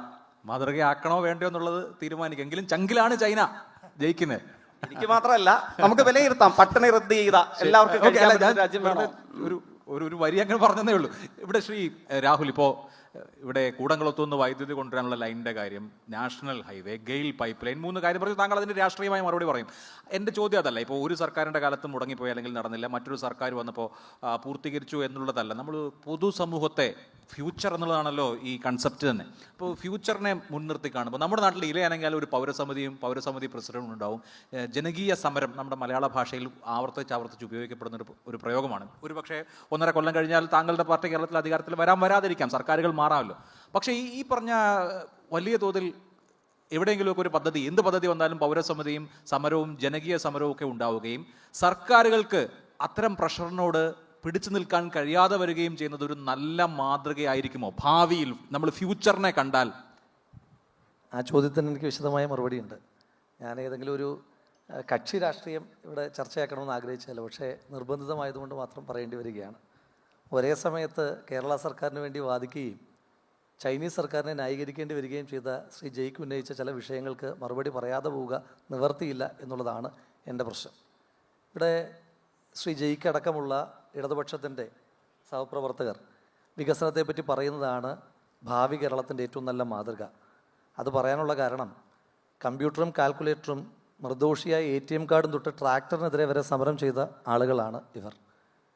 കമ്പ്യൂട്ടർ വന്നപ്പോൾ തൊഴിൽ തിന്നുന്ന ബഗനെന്ന് വിളിച്ചത് തൊട്ട് അപ്പോൾ അദ്ദേഹം ഏറ്റവും അഭിമാനത്തോടു കൂടി ഇപ്പോൾ AI-ക്ക് അനുകൂലമാണ്. അപ്പോൾ AI-ക്ക് അനുകൂലമാണ്. കമ്പ്യൂട്ടർ വന്നെങ്കിൽ മാത്രമായിരുന്നു AI ഉണ്ടാവുക. കമ്പ്യൂട്ടറിനെ തൊഴിൽ തിന്നുന്ന ബഗനെന്ന് പറഞ്ഞ പാർട്ടിയുടെ സെക്രട്ടറി കഴിഞ്ഞ ദിവസം AI-ക്ക് വേണ്ടിയിട്ട് ന്യായീകരിച്ചപ്പം വയലാർ എഴുതുമോ ഇത്ര മനോഹരമായി എന്ന് ചോദിച്ച സിനിമാ വാചകം എനിക്ക് ഓർമ്മ വന്നത്. അത് പോകട്ടെ. ഇപ്പം ശ്രീ ജയ്ക്ക് ഇവിടെ അഭിമാനത്തോടു കൂടി പറഞ്ഞ ചില പദ്ധതികളുടെ ഒരു പൂർവ്വകാലം ഉണ്ടല്ലോ. ഇവിടെ ജയ്ക്ക് പറഞ്ഞ ഒന്നാമത്തെ കാര്യം എന്താ? ഗെയിൽ യാഥാർത്ഥ്യമാക്കി. ഗെയിലിനെതിരെ സമരം ചെയ്താരാ? ഇവർ തന്നെയല്ലേ. ഭൂമിക്കടിയിലെ ബോംബാണ് ഗെയിൽ എന്ന് പറഞ്ഞ് നാടായ നാട് മുഴുവൻ പോസ്റ്റർ ഒട്ടിച്ച് ദേശാഭിമാനിയിൽ ലേഖനം എഴുതിയ ആളല്ലേ ഇന്ന് കേരളത്തിൻ്റെ വ്യവസായ ഉപമന്ത്രി ശ്രീ P രാജീവ്. എൻ്റെ മൃതശരീരത്തിലൂടെ അല്ലാതെ ഒരൊറ്റ വിമാനം ഈ കൊച്ചിയിലെ ഈ നിലത്തിൽ വന്ന് ലാൻഡ് ചെയ്യില്ല എന്ന് പറഞ്ഞ S ശർമ്മ എന്ന് പറയുന്ന നമുക്കെല്ലാവർക്കും ബഹുമാനായ CPM നേതാവ് പിന്നീട് ആ കൊച്ചിൻ എയർപോർട്ട് അടങ്ങുന്ന ആ അതോറിറ്റിയുടെ ചെയർമാനാകുന്ന കാഴ്ചയും ഈ കേരളം തന്നെയല്ലേ കണ്ടത്. പിന്നീട് അദ്ദേഹം പറഞ്ഞ ദേശീയപാത വികസനത്തിനെതിരായിട്ട് കേരളത്തിൽ സമരം ചെയ്ത ശ്രീ മുരളി അടക്കമുള്ള ആളുകൾ ഏത് പാർട്ടിയുടെ നേതാക്കന്മാരാണ്? ഇവരുടെ നേതാക്കന്മാർ തന്നെയല്ലേ. അദ്ദേഹത്തെ പിന്നീട് എൻ്റെ ഓർമ്മ ശരിയാണെങ്കിൽ ഗുരുവായൂർ ദേവസ്വം ബോർഡിൻ്റെ ചെയർമാനാക്കുകയോ മറ്റോ ചെയ്തു. ഈ ദേശീയപാതയ്ക്കെതിരായിട്ട് സമരം ചെയ്ത ആളെ. അപ്പോൾ ഒരു കാലത്ത് ഏറ്റവും മിനിമം ഈ സിനിമയിൽ പറയുന്ന പോലെ രണ്ടും കൂടെ വേണ്ടാലോ. ഒന്നുകിൽ നിങ്ങൾ മുൻപ് ചെയ്തിരുന്ന സമരങ്ങൾ തെറ്റാണെന്ന് പറയുക, അല്ലെങ്കിൽ ഇപ്പോൾ എടുക്കുന്ന നിലപാട് തെറ്റാണെന്ന് പറയുക. ഇത് രണ്ടും കൂടെ ഒത്തുപോകാനുള്ളൊരു സാഹചര്യവും നമ്മുടെ നാട്ടിൽ നിലവിലില്ല. നമുക്ക് എല്ലാവർക്കും അൽഷിമേഴ്സ് വരുന്നൊരു കാലത്ത് ശ്രീ ജയ്ക്കിൻ്റെ എല്ലാ വാദത്തെയും നമുക്ക് പൂർണ്ണമായിട്ട് ഉൾക്കൊള്ളാം എന്ന് മാത്രമാണ് എനിക്ക് ആ വിഷയത്തിൽ മറുപടിയായിട്ട് പറയാനായിട്ടുള്ളത്. ഇവിടെ ആരാണ് വികസനത്തിനെതിരെ? ഇവിടെ ഈ കൊച്ചിയിൽ നിന്നുകൊണ്ട് നമ്മൾ സംസാരിക്കും. കൊച്ചിയിൽ നിന്നുകൊണ്ട് സംസാരിക്കാം. ഈ പാർക്ക് യാഥാർത്ഥ്യമായത് ആരുടെ സർക്കാരിൻ്റെ കാലത്താണ്? ഇനി ഇവിടുന്ന് അങ്ങോട്ട് പോകുമ്പോൾ ഇവരെത്രയും എതിർത്ത ഈ കേരളത്തിൽ തന്നെ ഏറ്റവും മികച്ച വിമാനത്താവളമായി മാറിയ കൊച്ചി വിമാനത്താവളം UDF സർക്കാരിൻ്റെ കാലത്തെ പദ്ധതിയല്ലേ. മെട്രോയെ പറ്റി പറഞ്ഞു. ഈ മെട്രോ ഉദ്ഘാടനം ചെയ്തവരാണ് ശ്രീ ഉമ്മൻചാണ്ടി അല്ലേ. അവിടുന്ന് ഇങ്ങോട്ടുള്ളൊരു ആ എയർപോർട്ടിലേക്കുള്ളൊരു എക്സ്റ്റൻഷന് വേണ്ടിയിട്ട് കേരളം കഴിഞ്ഞ 8-9 വർഷക്കാലമായിട്ട് കാത്തിരിക്കുകയല്ലേ. ഇനി ഇവരിങ്ങനെ നിരന്തരമായി ദേശീയപാത ഞങ്ങൾ ഭൂമി ഏറ്റെടുത്തു എന്ന് പറയുന്നു. എങ്ങനെ ഏറ്റെടുത്തു ശ്രീ അഭിലാഷേ? 2013 ആണ്ടിൽ ശ്രീ മൻമോഹൻ സിംഗ് ഇന്ത്യയുടെ പ്രധാനമന്ത്രിയായിരിക്കുമ്പോൾ, അന്ന് ഇവർ ഒരുപാട് വിമർശിച്ച ആളാണ് ശ്രീ മൻമോഹൻ സിംഗ്. ആ മൻമോഹൻ സിംഗ് ഇന്ത്യയുടെ പ്രധാനമന്ത്രിയായിരിക്കുമ്പോൾ ഭൂമിക്ക് ന്യായവില കൊടുക്കുവാനുള്ള തീരുമാനത്തിൻ്റെ ഭാഗമായിട്ടല്ല ഈ ആളുകളെല്ലാം വസ്തു വിട്ടുകൊടുത്തത്. അപ്പോൾ അതടക്കമുള്ള പൂർവ്വകാല ചരിത്രം നമ്മുടെ കൺമുന്നിൽ യാഥാർത്ഥ്യങ്ങളായി ഇങ്ങനെ എത്തി നിൽക്കുമ്പോൾ നമ്മളൊരു മടിയും മര്യാദയും ഇല്ലാതെ ഇങ്ങനെ പുതിയ വാദങ്ങൾ ഉന്നയിക്കുന്നത് ശരിയല്ല. നമ്മൾ എന്തിനാണ് എതിർക്കുന്നത്? ഇപ്പോൾ കേരളത്തിൽ അതിവേഗ ട്രെയിൻ വേണം, ആരും എതിരല്ല. പക്ഷേ എംബാങ്ക്മെൻറ്റ് കെട്ടി കേരളം പോലെ ഒരു ഫ്ലഡ് പ്രോൺ ആയിട്ടുള്ള സ്റ്റേറ്റിനെ, ഫ്ലഡ് പ്രോൺ ആണ് കേരളം എന്ന് 2019 ശേഷം ആർക്കും എതിരഭിപ്രായമില്ലല്ലോ. ഫ്ലഡ് പ്രോൺ ആയ ഒരു സ്റ്റേറ്റിൽ ഒരു ചെറിയ മഴ പെയ്തു കഴിഞ്ഞാൽ വെള്ളപ്പൊക്കം ഉണ്ടാകുന്ന നാട്ടിൽ നടുക്കൂടെ എംബാങ്ക്മെൻറ്റ് കെട്ടിയിട്ട് അതിൻ്റെ മുകളിലൂടെ കേരളയിൽ തന്നെ ഞങ്ങൾ നടപ്പിലാക്കൂ എന്ന് പറഞ്ഞു കഴിഞ്ഞാൽ അതിനെ എതിർക്കണ്ടേ? പറച്ചിൽ കേട്ടാത്തൊന്നും എതിർത്തതുകൊണ്ട് മാത്രമാണ് പിന്നെ കേരളയിൽ വരാത്തതെന്ന്. അടുത്ത മാസത്തെ ശമ്പളം 9-ാം തീയതി കൊടുക്കുന്നത് അഭിമാനമായി, കഴിഞ്ഞ മാസത്തെ ശമ്പളം അടുത്ത മാസം 9-ാം തീയതി കൊടുക്കുന്ന അഭിമാനമായി എഴുന്നേറ്റ് എന്ന് പറഞ്ഞ കേരളത്തിൻ്റെ മന്ത്രിയുള്ള നാട്ടിൽ നിന്നിട്ടാണ് 1.5 ലക്ഷം കോടി രൂപയുടെ കേരളിനെ പറ്റി പറയുന്നത്. അല്ല ഞാൻ അദ്ദേഹത്തിൻ്റെ വാദത്തുള്ള മറുപടിയാണ് പറഞ്ഞത്. അപ്പോൾ അത്രയും പറഞ്ഞിട്ട് ഞാനത് പൂർണ്ണമായിട്ട് വിട്ടു. ചൈനയെ പറ്റി പറഞ്ഞ ആർഗ്യുമെൻറ്റുകൾക്ക് തൽക്കാലം ഞാൻ മറുപടി പറയുന്നില്ല. പുതിയ ചില പഠനങ്ങൾ വരുന്നുണ്ടല്ലോ, പുതിയ ചില പഠനങ്ങളുടെ ഭാഗമായിട്ട് ഞാൻ അതിലേക്ക് പോകുന്നില്ല. ഞാൻ അത് പറഞ്ഞു പോയി കഴിഞ്ഞാൽ ഒരുപാട് കോവിഡിനെ പറ്റിയൊക്കെ ഒരുപാട് പറയേണ്ടി വരും. ഞാനത് വിട്ടു. ചങ്കിൽ തന്നെ ഇരിക്കട്ടെ ചൈന. പിന്നെ നമ്മൾ വികസനത്തെ പറ്റി പറയുമ്പോൾ നമ്മളിപ്പം ഇവിടെ പറഞ്ഞ ഒരു കാര്യത്തോട് എനിക്ക് വലിയ വിയോജിപ്പുണ്ട്. അത് പിന്നെ നമ്മുടെ ഈ കേരളം അതിദരിദ്രരില്ലാത്ത നാടാണെന്ന് രാഷ്ട്രീയ ഭേദമന്യേ നമ്മളിങ്ങനെ പറഞ്ഞുകൊണ്ടിരിക്കുന്ന ഒരു ഫോൾസ് വാനിറ്റിയാണ്. നമ്മളെന്താണ് ഈ ദാരിദ്ര്യ രേഖ, ഹങ്കർ ഇൻഡെക്സിനെയും അതുപോലെ പോവർട്ടി ഇൻഡെക്സിനെയും താഴെത്തട്ടിൽ കൊണ്ടുവച്ചിട്ട് ബെയർ മിനിമം ഫുഡ് ഒരു ദിവസം കൊടുത്താൽ അവൻ ദാരിദ്ര്യരേഖയ്ക്ക് മുകളിലാണെന്ന് പറയുന്നതിനെ ഇതാണ് അതിദരിദ്രരില്ലാത്ത നാടെന്ന് പറയുന്നതിനകത്ത് എന്ത് യുക്തിയുള്ളത്? നമ്മളിപ്പോഴും പറയുകയാണ്, നമ്മളൊരു ഫോൾസ് വാനിറ്റിയിൽ നിൽക്കുകയാണ്. കേരളത്തിൽ പട്ടിണിയില്ല. ഒരു നേരത്തെ ഭക്ഷണം മോഷ്ടിച്ചു കഴിച്ചു എന്ന കുറ്റം ആരോപിച്ചുകൊണ്ട് മധു എന്ന് പറയുന്നൊരു ചെറുപ്പക്കാരനെ ആൾക്കൂട്ടം തച്ചു കൊന്ന നാട്ടിൽ നിന്നിട്ടാണ് നമ്മൾ പറയുന്നത് അതിദരിദ്രരില്ല എന്ന്. നമ്മളതാണ് പറഞ്ഞത് ദാരിദ്ര്യത്തിൻ്റെ മാനദണ്ഡം നമ്മളത് മാറ്റി എഴുതേണ്ടതായിട്ടുണ്ട്. ഈ നാട്ടിലെ എല്ലാ വിഭവങ്ങളും ഉപയോഗിക്കാൻ ഞാൻ പറഞ്ഞത് ഈ ലക്ഷൂറിയസ് അല്ലെങ്കിൽ എക്സ്ട്രാവാഗൻ്റ് ആയിട്ടുള്ള റിസോഴ്സുകളല്ല, ഏറ്റവും ബെയർ മിനിമം ആയിട്ടുള്ള എല്ലാ റിസോഴ്സുകളും നമ്മുടെ നാട്ടിലെ എല്ലാ വിഭാഗം ആളുകൾക്കും അവരുടെ കൈപ്പിടിയിലെത്താതെ നമ്മൾ കേരളം അതിദരിദ്രരില്ലാത്ത നാടാണ് എന്ന് ഇങ്ങനെ നിരന്തരമായി ഒരു വ്യാജ നിർമ്മിതി ഉണ്ടാക്കി അതിൻ്റെ മണ്ടയ്ക്ക് ഒരു കസേരയും വലിച്ചിട്ടിട്ട് അതിൽ കയറി ഇരുന്നിട്ട് ഒരു കാര്യവുമില്ല. നമ്മൾ യാഥാർത്ഥ്യങ്ങളായിട്ടും അംഗീകരിക്കേണ്ടതായിട്ടുണ്ട്. അപ്പോൾ അതുകൊണ്ട് വികസനം എന്ന് പറയുന്നത് അങ്ങ് ഇവിടെ ഗാന്ധിയുടെ നല്ല ഉദാഹരണം ഉദാഹരിച്ചു. ഈ നാട്ടിലെ എല്ലാ മനുഷ്യന്മാരുടെയും ജീവിതത്തെ ഒന്നല്ലെങ്കിൽ മറ്റൊരു തരത്തിൽ സ്പർശിച്ച് കടന്നുപോയെങ്കിൽ മാത്രമേ നമുക്കതിനെ വികസനമെന്ന് പറയാൻ കഴിയുകയുള്ളൂ. അതല്ലാത്തതിനെ ഇപ്പം നമ്മൾ ചർച്ച ചെയ്യുന്ന നാടിൻ്റെ കൂടി പ്രത്യേകതയാണ്. നമ്മളിപ്പോൾ വികസനത്തെ പറ്റി അമേരിക്കയിൽ ഇരുന്നു കൊണ്ട് ചർച്ച ചെയ്യുന്ന രീതിയല്ല ഇന്ത്യയിൽ നിന്നുകൊണ്ട് ചർച്ച ചെയ്യുന്നത്. ഇപ്പോൾ ഇവിടെ നാം അനുഭവിക്കുന്ന എല്ലാ അവകാശങ്ങളുടെയും എല്ലാ ബേസിക് റൈറ്റുകളുടെയും ഈ ചർച്ചയുടെ പോലും അടിസ്ഥാനം ഇന്ത്യയുടെ ജനാധിപത്യമാണ് എന്ന അടിത്തറയിൽ നിന്നുകൊണ്ടാണ് നമ്മളിത് സംസാരിക്കേണ്ടത്. അപ്പോൾ അതുകൊണ്ട് ഈ ഇന്ത്യയിൽ നിന്നുകൊണ്ട് ചർച്ച ചെയ്യുമ്പോൾ ഈ രാജ്യത്തെ മഹാഭൂരിപക്ഷം ജനങ്ങളിലേക്കും എല്ലാ മനുഷ്യന്മാരിലേക്കും ആ വികസനത്തിൻ്റെ സ്പർശനം എത്താതെ അത് പൂർണ്ണമാകുമെന്ന് വിചാരിക്കുന്നില്ല. പിന്നെ ഒരു കാര്യം ഇവിടെ ശ്രീ സന്ദീപ് വചസ്പതി പറഞ്ഞു പോകുമ്പോൾ ഒരു കാര്യം പറഞ്ഞു, വളരെ നിർദോഷമായി പറഞ്ഞു പോവുകയാണ്, നാട്ടിൽ പണക്കാരുണ്ടാകുന്ന ഒരു തെറ്റാണ്. നാട്ടിൽ പണക്കാരുണ്ടാകുന്ന തെറ്റല്ല എന്ന് വിചാരിക്കുന്ന ഒരാളാണ് ഞാൻ. പരമാവധി പണക്കാരുണ്ടാകണം. കാരണം പരമാവധി പണക്കാരുണ്ടായാലേ ആ പണക്കാരെ എക്സ്പ്ലോയിറ്റ് ചെയ്യുന്ന ഒരു യൂട്ടിലിറ്റേറിയൻ സൊസൈറ്റിക്ക് ഇവിടെ ഉണ്ടാകാൻ പറ്റുകയുള്ളൂ. അതിനെ ഉപയോഗിക്കുന്ന ഒരു തൊഴിലാളി സമൂഹത്തിനൂടെ ഉയർന്നു വരാൻ പറ്റുകയുള്ളൂ. പക്ഷേ ഈ പണക്കാരനാകുന്ന ഏത് മാനദണ്ഡത്തിലൂടെയാണെന്നുള്ളതാണ് പ്രശ്നം. ശ്രീ ഗൗതം അദാനി ഇന്ത്യയിലെ ഏറ്റവും വലിയ ലോകത്തിലെ ഏറ്റവും വലിയ പണക്കാരനാകുന്നതിനകത്ത് നമുക്കൊരു അഭിമാനം ഉണ്ടാക്കാൻ കഴിയുമായിരുന്നു. പക്ഷേ ആ ഗൗതം അദാനിയെ മാത്രം പണക്കാരനാക്കുവാൻ വേണ്ടി ഈ രാജ്യത്തെ 150 കോടി മനുഷ്യന്മാരെ ദാരിദ്ര്യത്തിലേക്ക് തള്ളിവിട്ടതിന് ശേഷം അംബാനി മാത്രം പണക്കാരനായിക്കോ എന്ന് പറയുന്നതിനകത്ത് നമുക്ക് വിയോജിപ്പുകൾ ഉണ്ടാകാം. ശരി, അവിടെ ശ്രീ സന്ദീപ്, ഇപ്പോൾ ചൈന ചങ്കിൽ വേണോ അതോ ശത്രുവായി വേണോ എന്നുള്ള കാര്യം അവിടെ നിൽക്കട്ടെ.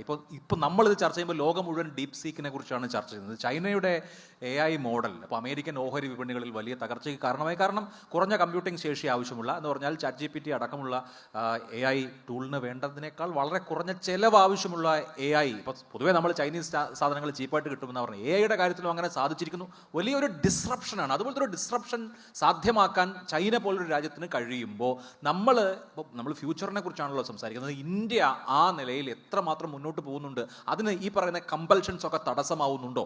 അതൊരു പ്രധാനപ്പെട്ട ചോദ്യമാണല്ലോ.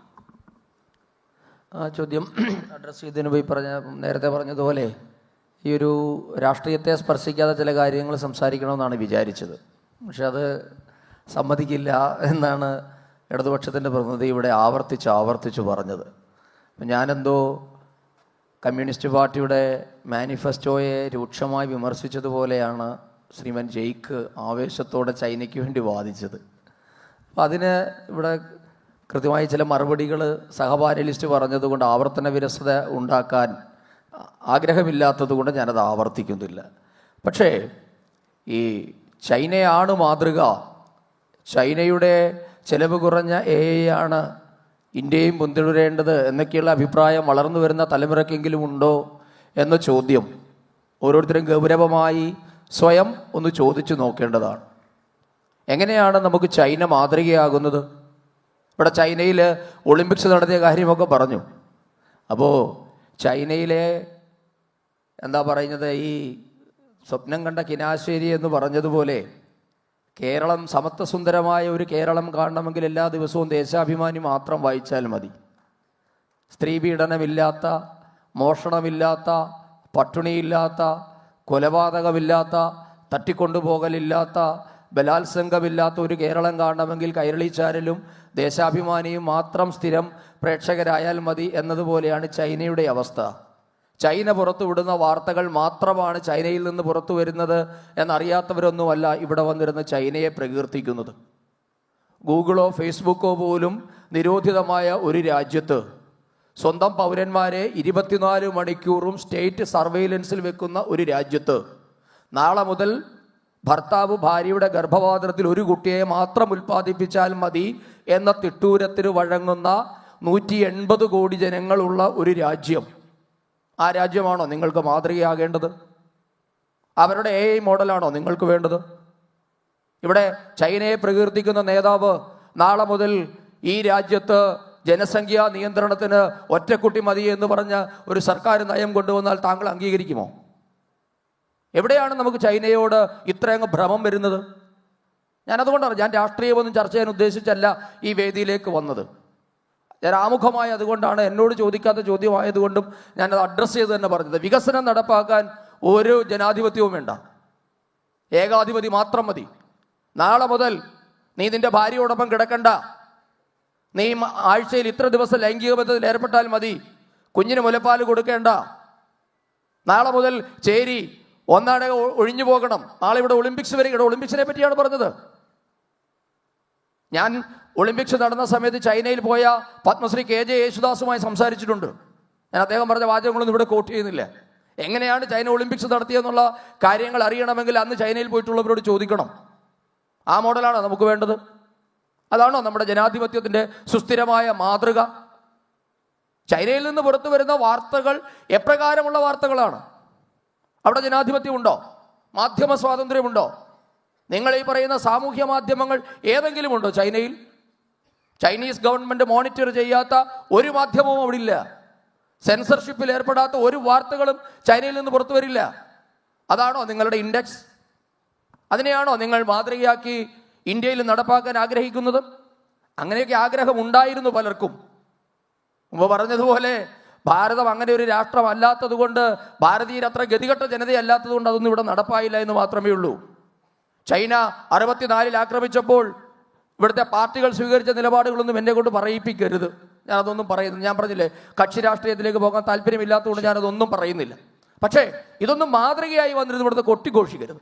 പക്ഷേ കേരളത്തിൽ വലിയ വികസനമാണ് നടപ്പായത് പോലും. ഉമ്മൻചാണ്ടി കേരളത്തിൻ്റെ അധികാരം 2014 ഒഴിയുമ്പോൾ കേരളത്തിൻ്റെ പൊതുകടം 3.25 ലക്ഷം കോടി രൂപയാണ്. അന്ന് പിണറായി വിജയൻ ഭരിക്കുമ്പോൾ കേരളത്തിൻ്റെ പൊതുകടം എത്ര ലക്ഷം കോടിയാ? ഭാവി കേരളത്തിൻ്റെ സമുജ്വലമായ ഒരു ഭാവി കരുപ്പിടിപ്പിക്കുന്നതിന് ആവശ്യമായ എന്ത് പദ്ധതിയാണ് കഴിഞ്ഞ 9 വർഷം കേരള സംസ്ഥാനം നടപ്പാക്കിയത്? ഹൈവേ വികസിപ്പിച്ചതാ? ഇന്ത്യയിലെ എല്ലാ സംസ്ഥാനങ്ങളുടെയും ദേശീയപാതയുടെ വീതി 60 മീറ്ററാ. എന്തുകൊണ്ടാണ് കേരളത്തിൽ 45 മീറ്റർ ആയി പോയത്? VS അച്യുതാനന്ദൻ ഇവിടെ നിന്ന് കേന്ദ്രത്തിന് കത്തയച്ചു. കേരളത്തിൽ നിന്ന് 60 മീറ്റർ ദേശീയപാത വേണ്ട. അതാണ് വികസനം. എന്നിട്ട് പറയുകയാണ് ഞങ്ങൾ നടപ്പാക്കി പോലും. കേന്ദ്രം ഏറ്റെടുക്കുന്ന ഭൂമിക്ക് വില കൊടുക്കാൻ തയ്യാറായപ്പോൾ ജനങ്ങൾ ഭൂമി വിട്ടുകൊടുക്കാൻ തയ്യാറായി. ഇവരുടെ ചെങ്കൊടി മടക്കി ഇവർ താത്തു വെച്ചപ്പോൾ കേരളത്തിൽ മുടങ്ങിപ്പോയ എല്ലാ പദ്ധതികൾക്കും ജീവൻ വെച്ചു. സത്യമാണ്. ഓരോന്നും ഇവിടെ എണ്ണി പറഞ്ഞല്ലോ. അത് വിഴിഞ്ഞമായാലും സിയാൽ പദ്ധതിയായാലും ഗെയിൽ പദ്ധതിയായാലും ദേശീയപാതയായാലും എന്ത് പദ്ധതിയായാലും ആരായിരുന്നു ശകുനം മുടക്കികൾ? ADB വന്നപ്പോൾ ആരാണ് കരണത്തടിച്ച് വിട്ടത്? ചാണകത്തിൽ ചൂലിന് മുക്കി അടിക്കണമെന്ന് പറഞ്ഞത് ആരായിരുന്നു? ഇവിടെ ഉന്നത വിദ്യാഭ്യാസം, ഇതൊരു പ്രൈവറ്റ് യൂണിവേഴ്സിറ്റിയുടെ പരിപാടിയാണല്ലോ. കേരളത്തിൽ സ്വകാര്യ വിദ്യാഭ്യാസ സ്ഥാപനങ്ങളെ ക്ഷണിച്ചുകൊണ്ടുവന്ന് കോവളത്ത് ഒരു സമ്മിറ്റ് നടത്തിയപ്പോൾ അമേരിക്കൻ അംബാസഡറും വിദ്യാഭ്യാസ വിശിഷ്ടനുമായ ഡോക്ടർ TP ശ്രീനിവാസനെ ഒരു മുലകുടി മാറാത്ത പയ്യൻ കരണത്തടിച്ച് താഴെ വീഴ്ത്തിയില്ലേ? അതാണ്, ആ മോഡലാണ് നിങ്ങൾക്ക് വേണ്ടത്? അതാണോ സുസ്ഥിര വികസനം? അതൊന്നുമല്ല സുസ്ഥിര വികസനം. അപ്പൊ അതൊന്നും മുമ്പ് പറഞ്ഞതുപോലെ നാട്ടുകാരെല്ലാവരും ദേശാഭിമാനി മാത്രം വായിക്കുന്ന കിനാശേരിയാണെങ്കിൽ ഈ പറഞ്ഞതൊക്കെ ശരിയാ. ശരി, അല്ല, ഞാൻ പറഞ്ഞു തീർന്നില്ല. അപ്പോ നമ്മൾക്ക് അങ്ങനെയുള്ള വികസനമല്ല വേണ്ടത്. വികസനത്തിന് പലവിധങ്ങളായ മോഡലുകളൊക്കെ ഉണ്ടാകാം. പിന്നെ ഇവിടെ അദാനിയും അംബാനിയും ഒന്നും നരേന്ദ്രമോദി വന്നപ്പോൾ ഉണ്ടാക്കി വിട്ട കുടത്തിൽ നിന്നും തുറന്നു വിട്ട ഭൂതങ്ങളൊന്നുമല്ല. അങ്ങനെയുണ്ടെങ്കിൽ അംബാനിയുമായി ഇന്ത്യയിലെ വിവിധ സംസ്ഥാന സർക്കാരുകൾ ഉണ്ടാക്കിയിട്ടുള്ള എല്ലാ കരാറുകളും റദ്ദ് ചെയ്യുമോ? വിഴിഞ്ഞം തുറമുഖ പദ്ധതിക്ക് അത് അദാനിയെ ചുവപ്പ് പരതാനി വിരിച്ച് തിരുവനന്തപുരത്തേക്ക് ആനയിച്ചു കൊണ്ടുവന്നത് ആരാ? കരുണാദാനി ക്ലിഫ് ഹൗസിലും കന്റോൺമെന്റ് ഹൗസിലും ഒരേപോലെ പോയി സ്വീകരണം ഏറ്റുവാങ്ങിയില്ലേ? രണ്ടുപേരും ക്രെഡിറ്റ് എടുത്തില്ലേ? കരുണാദാനിയെ മകനെ പോലെ ചേർത്ത് പിടിക്കുന്ന കേരള മുഖ്യമന്ത്രിയുടെ ചിത്രം ഞാൻ കാണിച്ചു തരണോ? അപ്പൊ അതുകൊണ്ട് നമ്മൾ കയ്യടിക്ക് വേണ്ടി പലതും പറയാം. നാടിന്റെ അവസ്ഥ അതൊന്നുമല്ല. ഈ നാട്ടിൽ സ്വകാര്യ മൂലധന നിക്ഷേപം കൊണ്ട് വികസനങ്ങൾ ധാരാളം ഉണ്ടായിട്ടുണ്ട്. ഞാൻ ചോദിക്കട്ടെ, പബ്ലിക് സെക്ടറിന്റെ ആരാധകരാണല്ലോ ഇവിടെ ഇരിക്കുന്ന നേതാവ്. എന്താണ് KSRTCയുടെ അവസ്ഥ? നിങ്ങൾ ഭരിച്ചതല്ലേ? 60 വർഷം ഭരിച്ചില്ലേ? മാറി മാറി 44 നദികൾ, വർഷത്തിൽ 6 മാസം സമൃദ്ധമായി മഴ കിട്ടുന്ന ഒരു നാട്. ഇവിടെ ഓരോരുത്തരും കുപ്പിവെള്ളമാണ് ഇന്നും കുടിക്കുന്നത്. 2 ദിവസം സൂര്യൻ ആഞ്ഞുദിച്ചാൽ വരൾച്ചയാ, 2 ദിവസം മഴ പെയ്താൽ വെള്ളപ്പൊക്കവാ. ഇതിനൊന്നും ഭരണകൂടത്തിന് യാതൊരു പങ്കുമില്ലേ? ശരി, ഒരു കാര്യം കൂടെ പറഞ്ഞ് അവസാനിപ്പിക്കണം. ഈ കൊച്ചിയിലാണ് ഇരിക്കുന്നത്. കൊച്ചിയിലെ വ്യവസായ മന്ത്രി ശ്രീമാൻ P. രാജീവ് പറഞ്ഞ ഒരു പ്രസ്താവന, സത്യത്തിൽ എനിക്കത് കേട്ടിട്ട്, ഞാൻ അതിനകത്ത് രാഷ്ട്രീയമല്ല പറയുന്നത്, എനിക്ക് വലിയ വിഷമം തോന്നി. അദ്ദേഹം 6 മാസം മുമ്പ് പറയുകയാണ്, കേരളത്തിലെ ചെറുപ്പക്കാർക്ക്, യുവാക്കൾക്ക് വിദേശത്തേക്ക് പോകാനുള്ള അവസരം ഒരുക്കാൻ സർക്കാർ പ്രതിജ്ഞാബദ്ധമാണ്. നോക്കൂ നിങ്ങൾ, ഒരു ഭരണാധികാരിയുടെ വായിൽ നിന്ന് വീഴേണ്ട വാക്കുകളാണോ? ഈ നാട്ടിലെ ചെറുപ്പക്കാരെ ഇവിടെ പിടിച്ചു നിർത്തും, ഞങ്ങൾ തൊഴിൽ കൊടുക്കുമെന്ന് പറയാനുള്ള ആർജവമില്ല. ഫ്ലൈറ്റ് ടിക്കറ്റിന് പൈസ ഉണ്ടെങ്കിൽ ആരും വിദേശത്തേക്ക് പോയിക്കോളും സാർ, അതിന് നിങ്ങളുടെ അനുമതി ഒന്നും വേണ്ട, മന്ത്രിസഭയുടെ തീരുമാനവും വേണ്ട, ചെറുപ്പക്കാർ രക്ഷപ്പെട്ടുകൊണ്ടിരിക്കുക. ശരി, ഓക്കെ. നമ്മളിപ്പോ എങ്ങനെയാണ് സസ്റ്റൈനബിൾ ഡെവലപ്മെന്റ് സാധ്യമാക്കാം എന്നുള്ളതായിരുന്നു ചർച്ച ചെയ്യാൻ ഉദ്ദേശിച്ചതെങ്കിലും ആരാണ് വികസനം കൊണ്ടുവന്നത്, ആരാണ് വികസനം മുടക്കിയത് എന്നതിലേക്കായി ചർച്ച. അല്ല, അത് കുഴപ്പമില്ല. നമ്മളാരും പറഞ്ഞില്ല ഇവിടെ രാഷ്ട്രീയം എടുത്തിട്ടത് കൊണ്ട് സദസ്സ് ക്ഷമിക്കണം. രാഷ്ട്രീയം പറഞ്ഞത് കൊണ്ട്, ഞാനൊരു രാഷ്ട്രീയക്കാരനായതുകൊണ്ട് മറുപടി പറയാതെ പോകാൻ നിർവാഹമില്ലാത്തതുകൊണ്ട് പറഞ്ഞത്. സ്വാഭാവികമായി 3 രാഷ്ട്രീയ നേതാക്കൾ ഇരിക്കുമ്പോൾ രാഷ്ട്രീയ അവകാശവാദങ്ങളും തർക്കങ്ങളും ഉണ്ടാവുക അതിന്റെ സ്വാഭാവികതയാണ്. ഇനി നമുക്ക് സദസ്സിന്റെ ചോദ്യങ്ങളിൽ നിന്ന് തുടങ്ങി റെസ്പോണ്ട് ചെയ്താൽ പോരെ. എന്തായാലും താങ്കൾക്ക് പറയാനുള്ള അവസരം തരാം. ചോദ്യങ്ങൾ ഉണ്ടെങ്കിൽ നമുക്ക് ചോദിക്കാം. വളരെ ഹീറ്റഡ് ആയിട്ടുള്ള ഒരു സെഷനാണ്. അപ്പോൾ അതിന് തക്കതായ പ്രതികരണങ്ങൾ, പ്രത്യേകിച്ച് യുവതലമുറയാണ് ഇരിക്കുന്നത്. അപ്പോൾ രാഷ്ട്രീയക്കാരെ ചോദ്യം ചെയ്യാൻ കിട്ടുന്ന അവസരമാണ്. ഇങ്ങനെയൊക്കെ നിങ്ങൾ വികസിപ്പിച്ച് ഇപ്പോൾ ഏത് അവസ്ഥയായി എന്നൊക്കെ വേണമെങ്കിൽ ചോദിക്കാം. ചോദിച്ചോ. മൈക്ക്.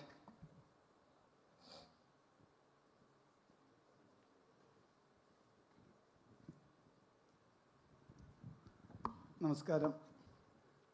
സത്യത്തിൽ ഇത് കഴിഞ്ഞ സെഷനിൽ ചോദിക്കേണ്ടതായിരുന്നു, അവസരം കിട്ടിയില്ല.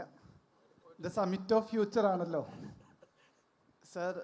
യുവാക്കളൊക്കെ മൈഗ്രേറ്റ് ചെയ്യാണ്, ആ ഒരു സൊല്യൂഷനായിരുന്നു കഴിഞ്ഞ പ്രാവശ്യം. അതിനൊരു കണ്ടിന്യൂഷൻ തന്നെയാണ് ഇന്ത്യ ടുമോറോ. സർ, നമുക്കിവിടെ ബേസിക് കമ്മ്യൂണിറ്റീസ് പ്രൊവൈഡ് ചെയ്യൂ. വലിയ വലിയ തള്ളലുകൾക്ക് പകരം നമ്മുടെ കണക്ടിവിറ്റി ഇമ്പ്രൂവ് ചെയ്യൂ. നമ്മുടെ റോഡ് ട്രാൻസ്പോർട്ടേഷനും നമ്മുടെ റിവർ ട്രാൻസ്പോർട്ടേഷനും ഇമ്പ്രൂവ് ചെയ്യാനുള്ള സ്റ്റെപ്സ് എടുക്കൂ. അതുപോലെ തന്നെ നമ്മുടെ വേസ്റ്റ് ഡിസ്പോസൽ മാനേജ്മെൻറ്റ് സിസ്റ്റം എന്താണ് സർ? നമ്മുടെ ജർമ്മനി, അമേരിക്കയൊക്കെ കോട്ട് ചെയ്യുമ്പോൾ നമ്മുടെ എറണാകുളത്തും ട്രിവാൻഡ്രത്തും കാലിക്കറ്റിലൊക്കെ വേസ്റ്റ് ഡിസ്പോസൽ മാനേജ്മെൻറ്റ് സിസ്റ്റം എന്താണ്? നമ്മുടെ തെരുവ് നായ്ക്കളുടെ ശല്യം കാരണം ചെറിയ കുട്ടികൾക്കൊന്നും പുറത്തിറങ്ങാൻ പറ്റുന്നില്ല സാർ. അത് കണ്ട കുട്ടികളാണ് ഇവിടുന്ന് മൈഗ്രേറ്റ് ചെയ്യുന്നത് സാറേ. അതുപോലെ തന്നെ ഞാൻ പാലക്കാട്ടുകാരനാണ് സാറേ. ഞാൻ തൃത്താല ഇതിലാണ്, രാഹുൽ മാങ്കൂട്ടൻ സാറിനോടാണ്. അവിടെ പന്നികൾ കാരണം ഒരാൾക്കും രാവിലെ ഓഫീസിൽ പോകാൻ പറ്റുന്നില്ല സാർ. അതിന് സൊല്യൂഷൻ ഉണ്ടാക്കൂ. ഇവിടെ LDF ഉണ്ട്, UDF ഉണ്ട്, എല്ലാ പാർട്ടിക്കാരും ഉണ്ട് സാർ. പരസ്പരം LDF ഒരു വികസനം കൊണ്ടുപോകുമ്പോൾ UDF എതിർത്തിട്ടോ, UDF ഒരു വികസനം കൊണ്ടുപോകുമ്പോൾ LDF എതിർത്തിട്ടോ കാര്യമില്ല സാർ. ജനകീയമായിട്ടുള്ള കാര്യങ്ങൾ അഡ്രസ് ചെയ്യൂ പ്ലീസ്. ശരി, ആദ്യം ജയ്ക്ക്, കാരണം ഒരുപാട് വിഷയങ്ങൾ അഡ്രസ്സ് ചെയ്യേണ്ടത് ജയ്ക്കാണ്. സ്വാഭാവികമായിട്ടും മാങ്ങയുള്ള മാവിലെ ആളുകൾ കല്ലെറിയും. അപ്പോൾ ഇടതുപക്ഷത്തിന് നേരെ വിമർശനം ഉന്നയിക്കുന്നതിനെ ഞാൻ സ്വാഗതം ചെയ്യുന്നു. പിന്നെ ഞാൻ നിർബന്ധമായി ഈ മൈഗ്രേഷനെയൊക്കെ സംബന്ധിച്ചുള്ള ചർച്ച ഇവിടെ സംഭവിക്കേണ്ടതാണ്. ബഹുമാന്യനായ BJPയുടെ പ്രതിനിധി സദസ്സിനോട് ക്ഷമ ചോദിച്ചു. രാഷ്ട്രീയം പറയാൻ വന്നതല്ല. പക്ഷേ ഞാൻ സദസ്സിനോട് ക്ഷമ ചോദിക്കില്ല. രാഷ്ട്രസംബന്ധമായ ഏതു കാര്യവും എന്ന നിലയിൽ രാഷ്ട്രീയം സംസാരിക്കാൻ തന്നെയാണ് ഞാൻ വന്നത്. അത് ഞാൻ സംസാരിക്കുകയും ചെയ്യും. ബഹുമാന്യനായ കോൺഗ്രസിൻ്റെ പ്രതിനിധി പറഞ്ഞു, ഞാൻ പറഞ്ഞു ഇപ്പോൾ പിണറായി വിജയൻ അമീറാണോ എന്ന അവതാരകന്റെ ചോദ്യത്തിൽ നിന്നാണ് യൂത്ത് കോൺഗ്രസ് പ്രതിനിധിയുടെ ചർച്ചയിലേക്ക് വന്നതും. അതിനാണ് ഞാൻ എൻ്റെ പരിമിതമായ അറിവിൽ കേരളത്തിലെ ഇപ്പോൾ നടപ്പിലാക്കിക്കൊണ്ടിരിക്കുന്ന, ഒരു പക്ഷേ കേരളത്തിൻ്റെ പരിമിതികൾക്കുള്ളിൽ നിന്നുകൊണ്ട് ഫ്യൂച്ചറിസ്റ്റിക് എന്ന് വിശേഷിപ്പിക്കാൻ കഴിയുന്ന ചില വികസന പദ്ധതികളുടെ അനുഭവങ്ങളെ സംബന്ധിച്ച് ഞാൻ വിശദീകരിക്കാൻ ശ്രമിച്ചത് അവിടെയാണ്. അതിൻ്റെ പേരിൽ ക്ഷമ ചോദിക്കോ അതിലൊരു മോശമാണെന്നോ ഞാൻ ഇപ്പോഴും കരുതുന്നില്ല. പക്ഷേ അത് പറയേണ്ടി വരുമ്പോൾ ഞാൻ സത്യസന്ധമായും കരുതുന്നു, ഇപ്പോൾ ഇതേപോലെ ഒരു സർവകലാശാലയിൽ വിദ്യാർത്ഥികൾ, അധ്യാപകരൊക്കെ ഉൾക്കൊള്ളുന്ന ഏതളവിലും പ്രൗഢഗംഭീരമെന്ന് വിശേഷിപ്പിക്കാൻ കഴിയുന്ന ഒരു സദസ്സാണ് നമ്മുടേത്. ഇപ്പോൾ നമ്മുടെ നാട്ടിൽ ഇത്തരത്തിലുള്ള പ്രതീതി നിർമ്മാണങ്ങൾക്ക് ഒട്ടും പഞ്ഞമില്ലാത്ത നാടാണ് കേരളം. എനിക്ക് തോന്നുന്നു ഇന്ത്യയിൽ തന്നെ ഏറ്റവും വാർത്താ മാധ്യമങ്ങളുടെ സാന്ദ്രതയുള്ളത് 1.8% മാത്രം ജനസംഖ്യയുള്ള, 2.7% മാത്രം ഭൂവിസ്തൃതിയുള്ള നമ്മുടെ കേരളത്തിലാണ് ഏറ്റവും കൂടുതൽ സാന്ദ്രതയുള്ളത്. ഇപ്പം ട്രാക്ടറിനെതിരെ സമരം ചെയ്യുന്നു, കമ്പ്യൂട്ടറിനെതിരെ സമരം ചെയ്യുന്നു, നിങ്ങൾ AI സ്വാഗതം ചെയ്തില്ലേ? പൊതുബോധത്തിന് ഇക്കിളിപ്പെടുത്താൻ ഇഷ്ടമുള്ള ഒരു സമവാക്യമാണ്. പക്ഷേ നിങ്ങൾ ആരുടെയെങ്കിലും കൺമുമ്പിൽ ഒരു ചിത്രമോ ഒരു വാർത്തയോ ഉണ്ടോ? ഏതാണ്ടൊരു 3 പതിറ്റാണ്ടുകൾക്ക് 38 വർഷങ്ങൾക്ക് പുറകിൽ കാലിക്കറ്റ് സർവകലാശാലയിൽ ആദരണീയനും ബഹുമാന്യനുമായ, ഇവിടെ സൂചിപ്പിച്ച കോൺഗ്രസിൻ്റെ നേതാവ്, നമ്മുടെ മുൻ മുഖ്യമന്ത്രി ഉദ്യോഗാർത്ഥികളുടെ ഒരു സമരം ഉദ്ഘാടനം ചെയ്തു. എന്തായിരുന്നു ആ സമരം?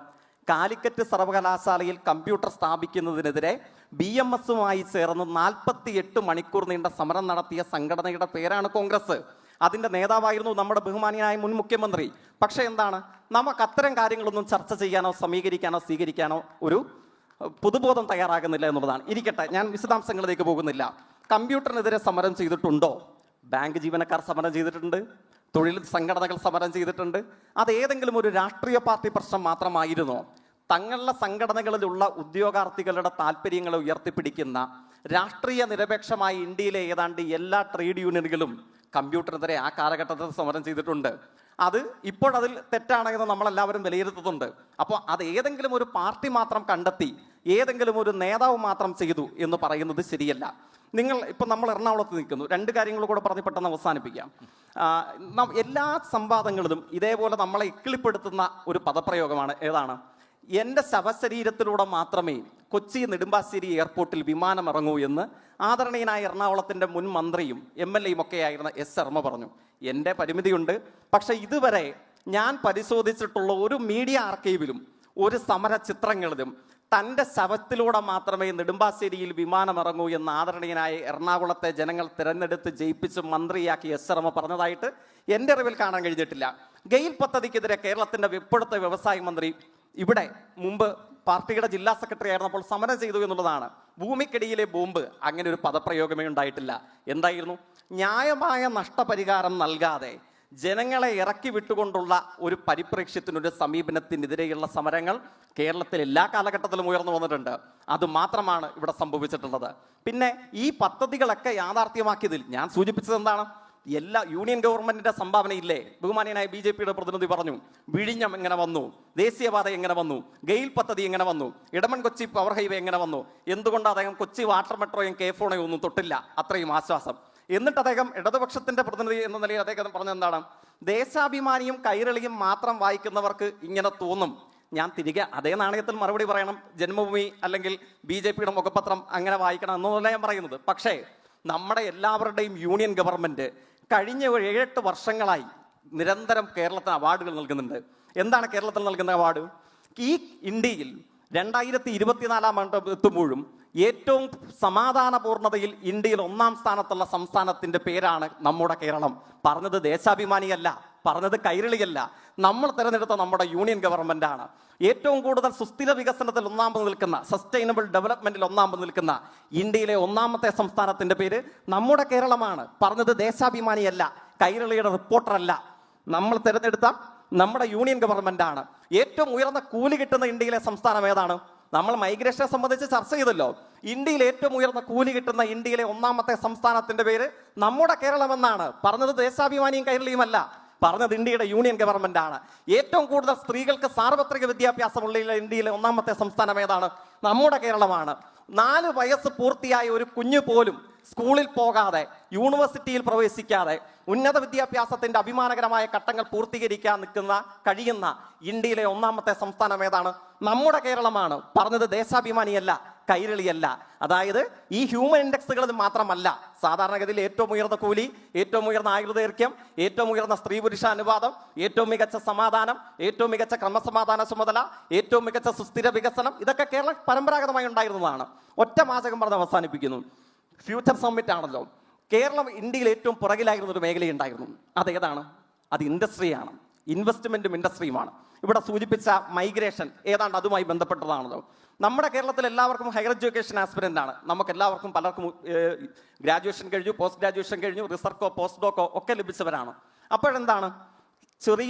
ചെറിയ കൂലിയിൽ ജോലി ചെയ്യാൻ കേരളത്തിലെ യുവത നമ്മൾ ആരും തയ്യാറല്ല.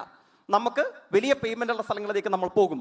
കേരളത്തിന് ഈ മേഖലയിൽ ഒരു തിരിച്ചടി ഉണ്ടായിരുന്നു. കാരണം കേരളത്തിലേക്ക് വ്യവസായങ്ങളുടെ നിക്ഷേപങ്ങളുടെ വരവ് അങ്ങനെ ഉണ്ടായിരുന്നില്ല. ഇന്ത്യയിൽ 28-ാം സ്ഥാനത്തായിരുന്നു. എവിടെ? 2021 വരെ നമ്മുടെ ഈസ് ഓഫ് ഡൂയിങ് ബിസിനസ്സിൽ, വ്യാവസായിക സൗഹൃദ അന്തരീക്ഷത്തിൽ ഇന്ത്യയിൽ 28-ാം സ്ഥാനത്തായിരുന്നു കേരളം. പക്ഷേ ഇപ്പോഴുണ്ടല്ലോ, നമ്മൾ ഈ ഫ്യൂച്ചർ സമ്മിറ്റിന് ഒത്തുചേരുന്നതിന് 2 ആഴ്ചക്കാലം പുറകിൽ ദേശാഭിമാനിയുടെ കൊച്ചിയിലെ ഏരിയ ലേഖകനല്ല, നമ്മുടെ മിനിസ്ട്രിയിൽ, യൂണിയൻ ഗവൺമെന്റിന്റെ മിനിസ്ട്രിയിൽ ചുമതലയുള്ള ministry of industries and commerce, BJPയുടെ നേതാവ്, നമ്മുടെ വ്യവസായ മന്ത്രി, നമ്മുടെ ഇന്ത്യയുടെ വ്യവസായ മന്ത്രി എന്ന് സൂചിപ്പിക്കാൻ കഴിയുന്ന പീയൂഷ് ഗോയൽ ഇപ്പൊ ഈ പറഞ്ഞ നമ്മുടെ എറണാകുളത്തുകാരനായ സഖാവ് P. രാജീവിനെ വിളിച്ചൊരു അവാർഡ് കൊടുത്തു. എന്തായിരുന്നു അവാർഡ്? 2024 ഇന്ത്യയിൽ ഏറ്റവും മികച്ച വ്യാവസായിക നിക്ഷേപ സൗഹാർദ്ദമുള്ള 1-ാമത്തെ സംസ്ഥാനത്തിന്റെ പേര് എന്റെയും നിങ്ങളുടെയും നാടായ നമ്മുടെ കേരളമാണ് എന്ന് പറഞ്ഞൊരു പുരസ്കാരം നൽകി. പറഞ്ഞത് ദേശാഭിമാനിയല്ല, അത് കൈരളിയല്ല, ഇന്ത്യയുടെ യൂണിയൻ ഗവൺമെന്റ് ആണ്. അതുകൊണ്ട് എന്ത് വേണ്ടി? നമ്മളിവിടെ ഒത്തുചേരുന്ന ഈ കൊച്ചി ഇൻഫോ പാർക്കിന് സമീപത്ത് IBM അതിന് 2-ാമത്തെ ക്യാമ്പസ് ആരംഭിച്ചു. D-Space എന്ന് പറയുന്ന ജർമ്മൻ കമ്പനി ഏഷ്യയിലെ ആദ്യത്തെ ക്യാമ്പസ് തുറന്നത് നമ്മുടെ കേരളത്തിലാണ്. അഡോസോ ഇന്ത്യയിലെ ആദ്യത്തെ സെന്റർ തുറന്നത് ഇവിടുന്ന് 100 മീറ്റർ പുറകിലാണ്. എങ്ങനെയാണ് ഈ ആഗോള കമ്പനികൾ കേരളത്തിലേക്ക് വരുന്നത്? ഒറ്റ വാചകം കൂടെ പറഞ്ഞ് അവസാനിപ്പിക്കുന്നു. ഈ IBMന്റെ ഇന്ത്യയിലെ senior vice president Dinesh Nirmal 2.5 മാസങ്ങൾക്ക് പുറകിൽ ഇന്ത്യൻ എക്സ്പ്രസിൽ ഒരു അഭിമുഖം അനുവദിക്കുന്നുണ്ട്. അഭിമുഖത്തിന്റെ തലവാചകം എന്താണെന്നറിയുമോ? മൈഗ്രേഷൻ സത്യസന്ധമാണ്, ചർച്ച ചെയ്യണം. പക്ഷെ എന്താണ്? IBMന്റെ ഇന്ത്യയിലെ സീനിയർ വൈസ് പ്രസിഡന്റ്, എറണാകുളത്തെ ദേശാഭിമാനിയുടെ റിപ്പോർട്ടർ അല്ലാത്ത നമ്മുടെ ദിനേശ് നിർമ്മൽ പറയുന്നു, കേരളത്തിൽ കൊച്ചി ഇൻഫോ പാർക്കിൽ IBM ആരംഭിച്ച അനുഭവങ്ങളെ കൺക്ലൂഡ് ചെയ്തുകൊണ്ട് പറയുന്നു, reverse migration is going to happen in Kerala, reverse brain drain is going to happen in Kerala. അതായത് തങ്ങളുടെ ഇന്ത്യയിലെ 50% തൊഴിൽ ഈ കൊച്ചിയിൽ കേന്ദ്രീകരിക്കാൻ IBM തീരുമാനിച്ചിരിക്കുന്നു. ആരാണ്? ദേശാഭിമാനിയുടെ ഏരിയ റിപ്പോർട്ടർ അല്ല, IBMന്റെ ഇന്ത്യയിലെ സീനിയർ വൈസ് പ്രസിഡന്റ് ആണ് പറഞ്ഞത്. കാരണം എന്താണ്? വർഗീയ കലാപമില്ലാത്ത, സമാധാനമുള്ള, സ്വച്ഛന്തമായ വായുവുള്ള, ഹ്യൂമൻ ഡെവലപ്മെന്റ് ഇൻഡെക്സിൽ 1-ാം സ്ഥാനത്തുള്ള, വാട്ടർ മെട്രോയും ദേശീയപാതയും മലയോര ഹൈവേയും തീരദേശ ഹൈവേയും ദേശീയ ജലപാതയും ഒക്കെയുള്ള കൊച്ചിയിലേക്ക് തങ്ങളുടെ കണക്ടിവിറ്റി വർദ്ധിപ്പിക്കപ്പെടുകയും തങ്ങളുടെ ഇൻവെസ്റ്റ്മെന്റിന്റെ 50% ഇങ്ങോട്ട് കേന്ദ്രീകരിപ്പിക്കുകയും ചെയ്യുന്നുവെന്ന് ദിനേശ് നിർമ്മൽ പറയുകയാണ്. ഒരു ഒറ്റ സെന്റൻസോടെ അവസാനിപ്പിക്കാം. ചൈനയെ സംബന്ധിച്ച്, ഞാൻ ഒരു നാടിനെ സംബന്ധിച്ച് ഉത്കൃഷ്ടമാണ്, മാതൃകയാണ്, നിങ്ങൾ തന്നെ സ്വീകരിച്ചുകൊള്ളണമെന്ന് ഞാൻ പറഞ്ഞില്ല. നമുക്ക് സ്വീകരിക്കാൻ കഴിയുന്ന ചില അനുഭവങ്ങൾ, ചില മാതൃകകൾ ആ രാജ്യത്തുണ്ട്. അത് ചൂണ്ടിക്കാട്ടിക്കാൻ മാത്രമാണ് ചെയ്തത്. അത് ഫാക്ച്വലി എറർ ഉണ്ടോ? നിങ്ങൾക്ക് ചൂണ്ടിക്കാണിക്കാം. ഫാക്ച്വലി എറർ ഉണ്ടെങ്കിൽ, സത്യസന്ധമാണെങ്കിൽ ഞാൻ അടക്കം നമ്മളെല്ലാവരും അംഗീകരിക്കാൻ തയ്യാറാണ്. പക്ഷേ ഇവിടെ കുട്ടികളുടെ ജനനാനുപാത നിരക്കിനെയൊക്കെ സംബന്ധിച്ച് സൂചിപ്പിച്ചു. ഞാൻ മറ്റു കാര്യങ്ങളിലേക്ക്, ചരിത്രത്തിലേക്ക് പോകുന്നു. ഒറ്റ കാര്യമുള്ളൂ, ചൈനയിൽ എന്തായാലും ഗർഭിണിയെ ബലാത്സംഗം ചെയ്ത് അവരുടെ ശരീരത്തിൽ നിന്ന് ഭ്രൂണത്തെ എടുത്ത് ചുട്ട് തിന്നുകളഞ്ഞ ഗുജറാത്ത് അനുഭവം ചൈനയിൽ ഉണ്ടായിട്ടില്ല എന്നുള്ളതാണ് എനിക്ക് എന്റെ പരിമിതമായ അറിവിൽ അതിനോട് സൂചിപ്പിക്കാനുള്ളത്. രാഹുൽ പെട്ടെന്ന് പറയാൻ പറ്റില്ല, ഒത്തിരി പറഞ്ഞല്ലോ. ജയിക്ക് ആളുകൾക്ക് ചോദിക്കാനുള്ളത് മൈഗ്രേഷനും റിവേഴ്സ് മൈഗ്രേഷനും ജയിക്ക് ഇത്രയും നീട്ടി പറഞ്ഞിട്ടും എനിക്ക് പറയാനായിട്ടുള്ളത്, എന്തൊക്കെ ചെയ്തിട്ടും കൂടെ മെനയാകുന്നില്ലല്ലോ സജി. കാരണം അങ്ങ് ഒന്ന് എനിക്ക് വലിയ സന്തോഷമുണ്ട്, ശ്രീ ജയ്ക്ക് മുൻപ് ചെയ്ത എല്ലാ സമരങ്ങളെയും ഇന്നെങ്കിലും റദ്ദ് ചെയ്യുന്ന രീതിയിൽ അങ്ങ് പ്രസ്താവന, കമ്പ്യൂട്ടറിനെതിരെ സമരം ചെയ്തിട്ടില്ല എന്നെങ്കിൽ ഒരു പുതിയ തലമുറയ്ക്ക് പറയേണ്ടി വരുന്ന ഗതികേട് ഈ നാടുണ്ടാക്കിയതിനകത്ത് ഈ നാടിനോട് എനിക്ക് വലിയ അഭിമാനബോധമുണ്ട് എന്ന് സൂചിപ്പിക്കാനായിട്ട് ആഗ്രഹിക്കുക. അത് ഞാൻ അവിടെ വിട്ടു. ജയ്ക്ക് പറഞ്ഞു തുടങ്ങിയത് വ്യാജ നിർമ്മിതികൾക്കെതിരെയായിട്ടാണ്. എന്നിട്ട് ജയ്ക്ക് ഉദാഹരണം എന്താണ്? ശ്രീ ഉമ്മൻചാണ്ടി കാലിക്കറ്റ് സർവകലാശാലയിൽ കമ്പ്യൂട്ടറിനെതിരെ സമരം ചെയ്തു. എന്തിനെതിരെ ശ്രീ ജയ്ക്ക് സമരം ചെയ്തത്? ശ്രീ ഉമ്മൻചാണ്ടി കാലിക്കറ്റ് സർവകലാശാലയിൽ കമ്പ്യൂട്ടർവൽക്കരണത്തിൻ്റെ പേരിൽ നിങ്ങൾ നടത്തിയ അഴിമതിക്കെതിരെ സമരം ചെയ്തു. ഇനിയും ഞാൻ ശ്രീ പിണറായി വിജയൻ കേരളത്തിൻ്റെ മുഖ്യമന്ത്രിയായിരിക്കുമ്പോൾ അദ്ദേഹത്തിൻ്റെ പൊളിറ്റിക്കൽ സെക്രട്ടറി ശ്രീ ശിവശങ്കരൻ ജയിലിൽ കിടക്കേണ്ടി വന്ന സ്വർണ്ണക്കടത്ത് കേസിനെതിരായിട്ട് സമരം ചെയ്തയാളാണ്.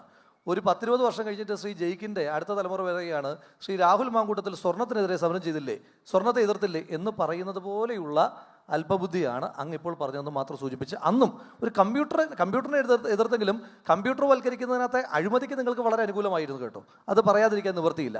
പിന്നെ അങ്ങ് കുറേ റാങ്കുകളുടെ കാര്യം പറഞ്ഞു. അതിനിടയിൽ എനിക്ക് ശ്രദ്ധേയമായി തോന്നിയത് കേരളം ഒരുപാട് മാറ്റമുണ്ട്, മറ്റ് ഇതര സംസ്ഥാനങ്ങളെ വെച്ച് നോക്കുമ്പം കേരളം ഒരുപാട് മുന്നേറിയിട്ടുണ്ട്. പക്ഷേ അതെല്ലാം ശ്രീ ജയ്ക്ക് ഒറ്റയ്ക്ക് ഇങ്ങനെ ചുമലിലെടുത്തുകൊണ്ട് നടന്നതിൻ്റെ ഭാരം മുഴുവൻ ചുമക്കേണ്ടതില്ല എന്ന് മാത്രമാണ് എനിക്ക് സൂചിപ്പിക്കാനായിട്ടുള്ളത്.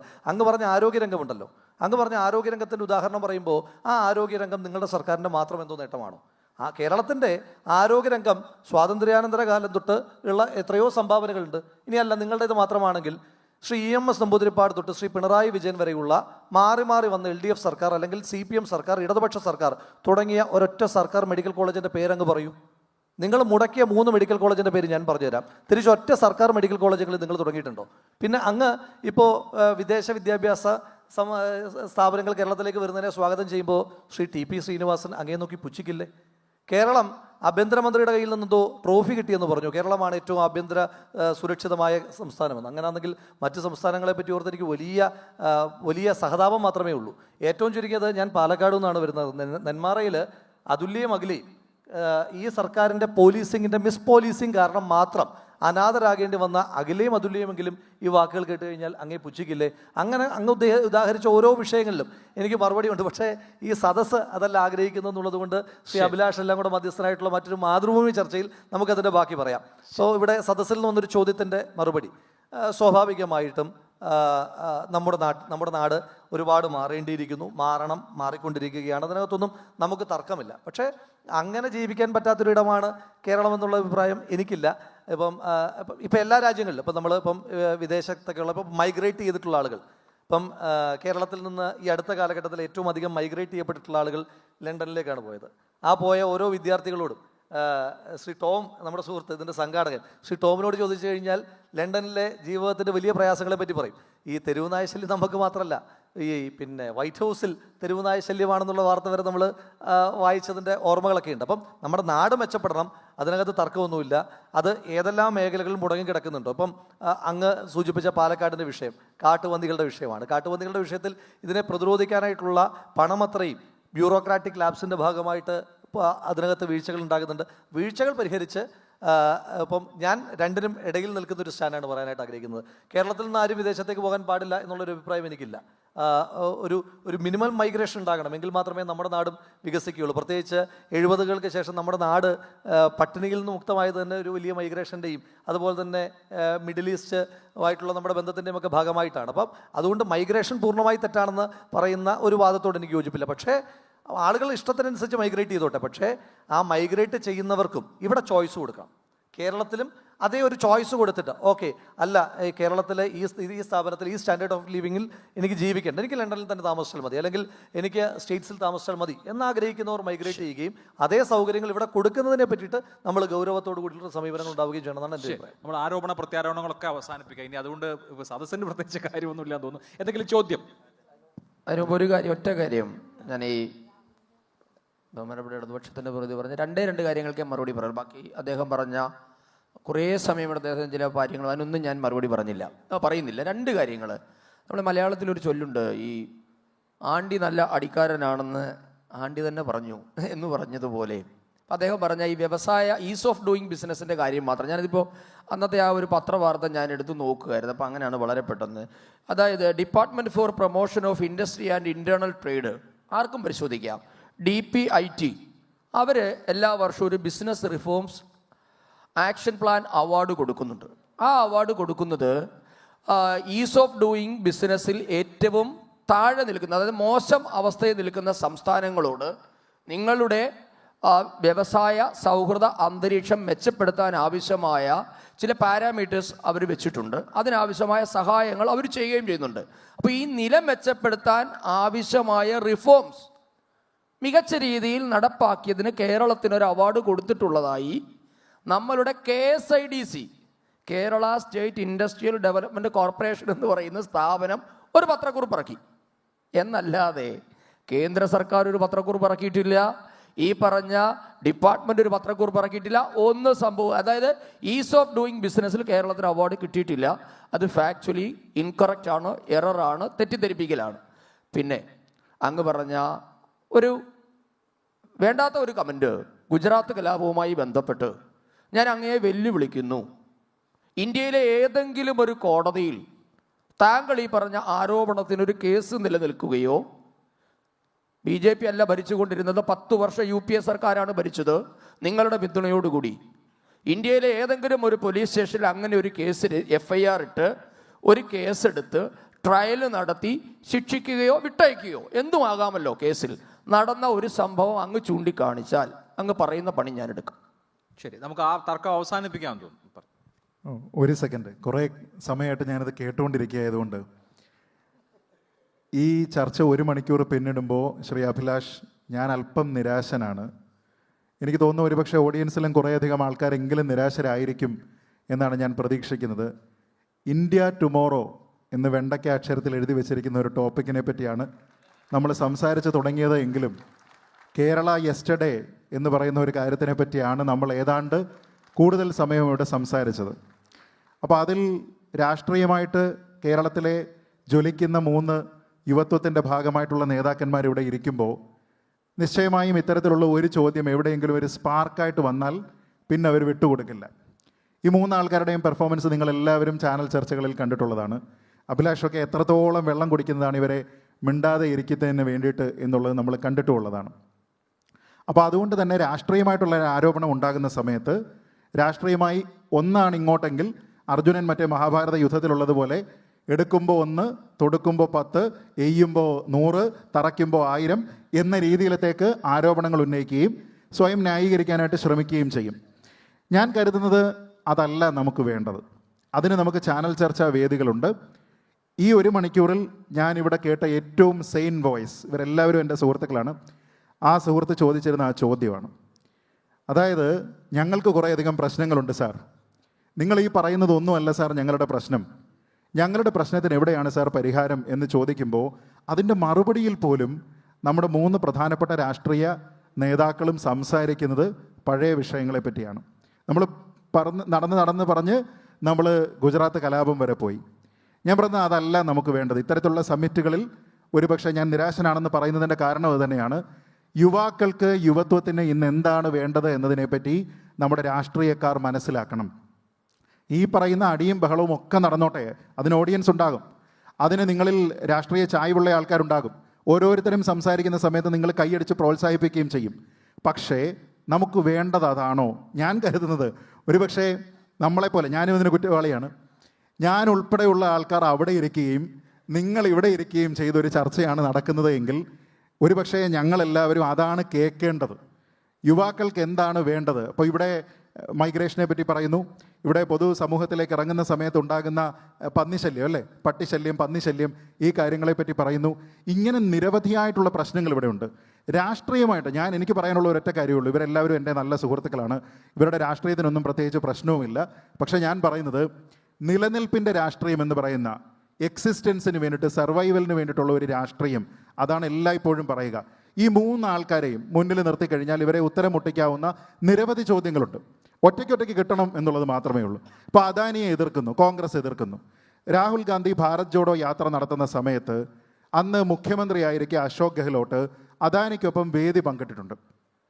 അന്ന് അദ്ദേഹത്തിനോട് മാധ്യമപ്രവർത്തകർ ചോദിക്കുകയാണ്, നിങ്ങൾ എന്തുകൊണ്ടാണ് രാഹുൽ ഗാന്ധി അദാനിക്കെതിരെ ഇന്ത്യ മുഴുവൻ സംസാരിക്കുന്ന സമയത്ത് നിങ്ങൾ എന്തിനാണ് അദ്ദേഹത്തിനോടൊപ്പം ഇരിക്കുന്നത് എന്ന് ചോദിക്കുമ്പോൾ അദ്ദേഹം പറയുന്നത്, ഏതാണ്ട് 40,000 60,000 കോടി ഇൻവെസ്റ്റ്മെൻറ്റ് എൻ്റെ സംസ്ഥാനത്ത് അദാനി കൊണ്ടുവരാൻ പോവുകയാണ്, എൻ്റെ ഫസ്റ്റ് പ്രയോറിറ്റി എൻ്റെ സംസ്ഥാനമാണ്, ഞാൻ ആ വിഷയത്തിൽ അശോക് ഗെഹ്ലോട്ടിനൊപ്പമാണ്. രാഹുൽ ഗാന്ധി രാഷ്ട്രീയം പറഞ്ഞോട്ടെ, പക്ഷെ ഒരു സംസ്ഥാനത്ത് വികസനം കൊണ്ടുവരണമെന്നുണ്ടെങ്കിൽ അതിന് പണം ഇൻവെസ്റ്റ് ചെയ്യാനുള്ള ആൾക്കാരുണ്ടാകണം, തൊഴിലവസരങ്ങൾ ഉണ്ടാകണം, ചെറുപ്പക്കാരുടെ പ്രശ്നങ്ങൾ പരിഹരിക്കപ്പെടണം, വിദ്യാഭ്യാസം സാർവത്രികവും നിർബന്ധിതവും സൗജന്യവുമായിട്ട് നടത്തുന്നു എന്ന് ഉറപ്പുവരുത്തണം. ഇപ്പോൾ അടുത്തത് ഇവിടെ സന്ദീപ് ഇരിക്കുന്നു. നമ്മുടെ നാട്ടിൽ നമുക്കറിയാം, ഇപ്പോൾ ഡൽഹി തെരഞ്ഞെടുപ്പ് വരുന്ന സമയമാണ്. ഫ്രീ ബി പൊളിറ്റിക്സ് അല്ലെങ്കിൽ വെൽഫെയർ പൊളിറ്റിക്സിനെ പറ്റി സംസാരിക്കുന്ന സമയത്ത് അടുത്ത കാലം വരെ നമ്മുടെ പ്രധാനമന്ത്രി അതിനെ പുച്ഛിച്ചുകൊണ്ട് റേവ് ഡി കൾച്ചർ എന്ന് പ്രസംഗിച്ച് നടന്നത് നമുക്കറിയാം. പക്ഷേ ഇപ്പോൾ BJPയുടെ ഡൽഹിയിലെ മാനിഫെസ്റ്റോ നോക്കിക്കഴിഞ്ഞാൽ ആം ആദ്മി പാർട്ടി 2100 രൂപ കൊടുക്കുമെങ്കിൽ BJP 2500 രൂപ കൊടുക്കും. ആം ആദ്മി പാർട്ടി കുറേയധികം ആൾക്കാർക്ക് ബസ് റൈഡ് ഫ്രീ കൊടുക്കുന്നെങ്കിൽ BJP അതിനേക്കാൾ കൂടുതൽ കൊടുക്കും. എന്ന് വെച്ചാൽ ഏത് നേതാവായാലും ഏത് തലത്തിലുള്ളയാളായാലും നിങ്ങൾ എന്താണോ നേരത്തെ പറഞ്ഞിരുന്നത് അതിനപ്പുറത്തേക്കായിട്ടുള്ള കാര്യങ്ങൾ ഇവിടെ ചെയ്യും. ശ്രീ ജയ്ക്കിൻ്റെ പാർട്ടി സമാനമായിട്ടുള്ള നൂറുകണക്കിന് ഉദാഹരണങ്ങൾ അവിടെയും നമുക്ക് പറയാനായിട്ട് കഴിയും. അത് ഇതിനോടകം തന്നെ പലതും പറഞ്ഞുകൊണ്ട് ഞാൻ ആവർത്തിക്കുന്നില്ല. ഞാനതുകൊണ്ട് ചിന്തിക്കുന്നത് അല്ലെങ്കിൽ പറയാൻ ആഗ്രഹിക്കുന്നത്, നമ്മുടെ രാഷ്ട്രീയ പ്രസ്ഥാനം, ഇന്നത്തെ യുവത്വം എന്താണ് ചിന്തിക്കുന്നത്? ഇത്തരം സർവകലാശാലകളിൽ രാഷ്ട്രീയത്തിന് അതീതമായി അവരുടെ നീഡ്സും വാണ്ട്സും ഉണ്ട്. ആ കാര്യങ്ങളെപ്പറ്റി മനസ്സിലാക്കാനായിട്ട് ശ്രമിച്ചാൽ ഇത്തരത്തിലുള്ള ചർച്ചകൾ കുറച്ചുകൂടി സാർത്ഥകമാക്കാൻ കഴിയും എന്നുള്ളതാണ് എൻ്റെ അഭിപ്രായം. തീർച്ചയായും നമുക്ക് ഇനി സമയം ഇല്ല. ഇത് നമുക്ക് ജനാധിപത്യത്തെക്കുറിച്ചായിരുന്നു പ്രാഥമികമായ ചർച്ച. അപ്പോൾ സ്വാഭാവികമായും ജനാധിപത്യത്തിൽ സംവാദത്തിൽ ചൂടും അതുപോലെ തന്നെ തീക്ഷ്ണതയൊക്കെ ഉണ്ടാവും. ആ തീക്ഷ്ണതയായി കണ്ടാൽ മതി. അപ്പോൾ ഇന്ത്യയുടെ ഫ്യൂച്ചർ എന്ന ചോദ്യം നമ്മുടെ മുമ്പിൽ വരുമ്പോൾ തീർച്ചയായിട്ടും വികസനം വേണം. പക്ഷേ ഫ്യൂച്ചറിൽ ഇനി വികസനമില്ലെങ്കിലും ജനാധിപത്യം അനിവാര്യമാണ് എന്ന് വിശ്വസിക്കുന്ന ഒരാളാണ് ഞാൻ. അപ്പോൾ ജനാധിപത്യത്തോടുകൂടി ജനാധിപത്യവും വികസിക്കട്ടെ, വികസിതമായൊരു ഭാരതം അങ്ങനെ ഉണ്ടാവട്ടെ എന്ന് ആശംസിച്ചുകൊണ്ട് ഈ ചർച്ച അവസാനിപ്പിക്കാം. Thank you very much. എല്ലാവർക്കും ഹൃദയത്തിൻ്റെ ഭാഷയിൽ നന്ദി സൂചിപ്പിക്കുന്നു. ഒപ്പം നിങ്ങൾക്കൊരു സ്നേഹോപഹാരം സമർപ്പിക്കാനായി ഞാൻ ഡോക്ടർ ടോം എം ജോസഫിനെ സാദരം വേദിയിലേക്ക് ക്ഷണിക്കുന്നു. ഒപ്പം നമ്മുടെ pro vice chancellor professor Jayalatha,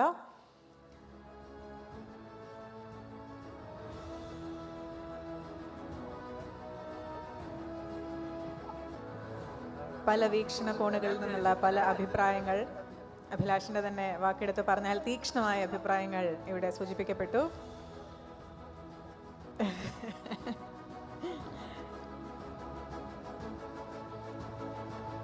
professor Latha, മെമെന്റോസ് വന്നോ? Yes.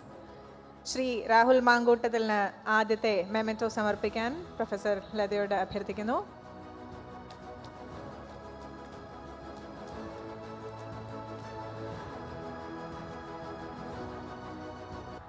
Mr. Jake C. Thomas,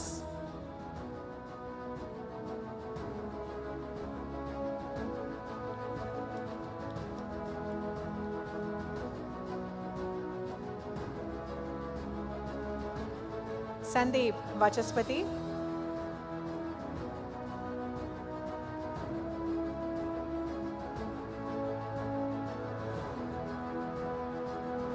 Srijit Panikar,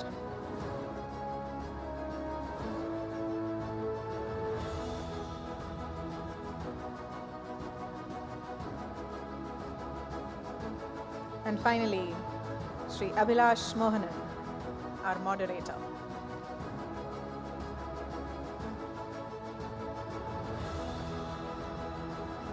We request all of you to step up for a group photograph, please.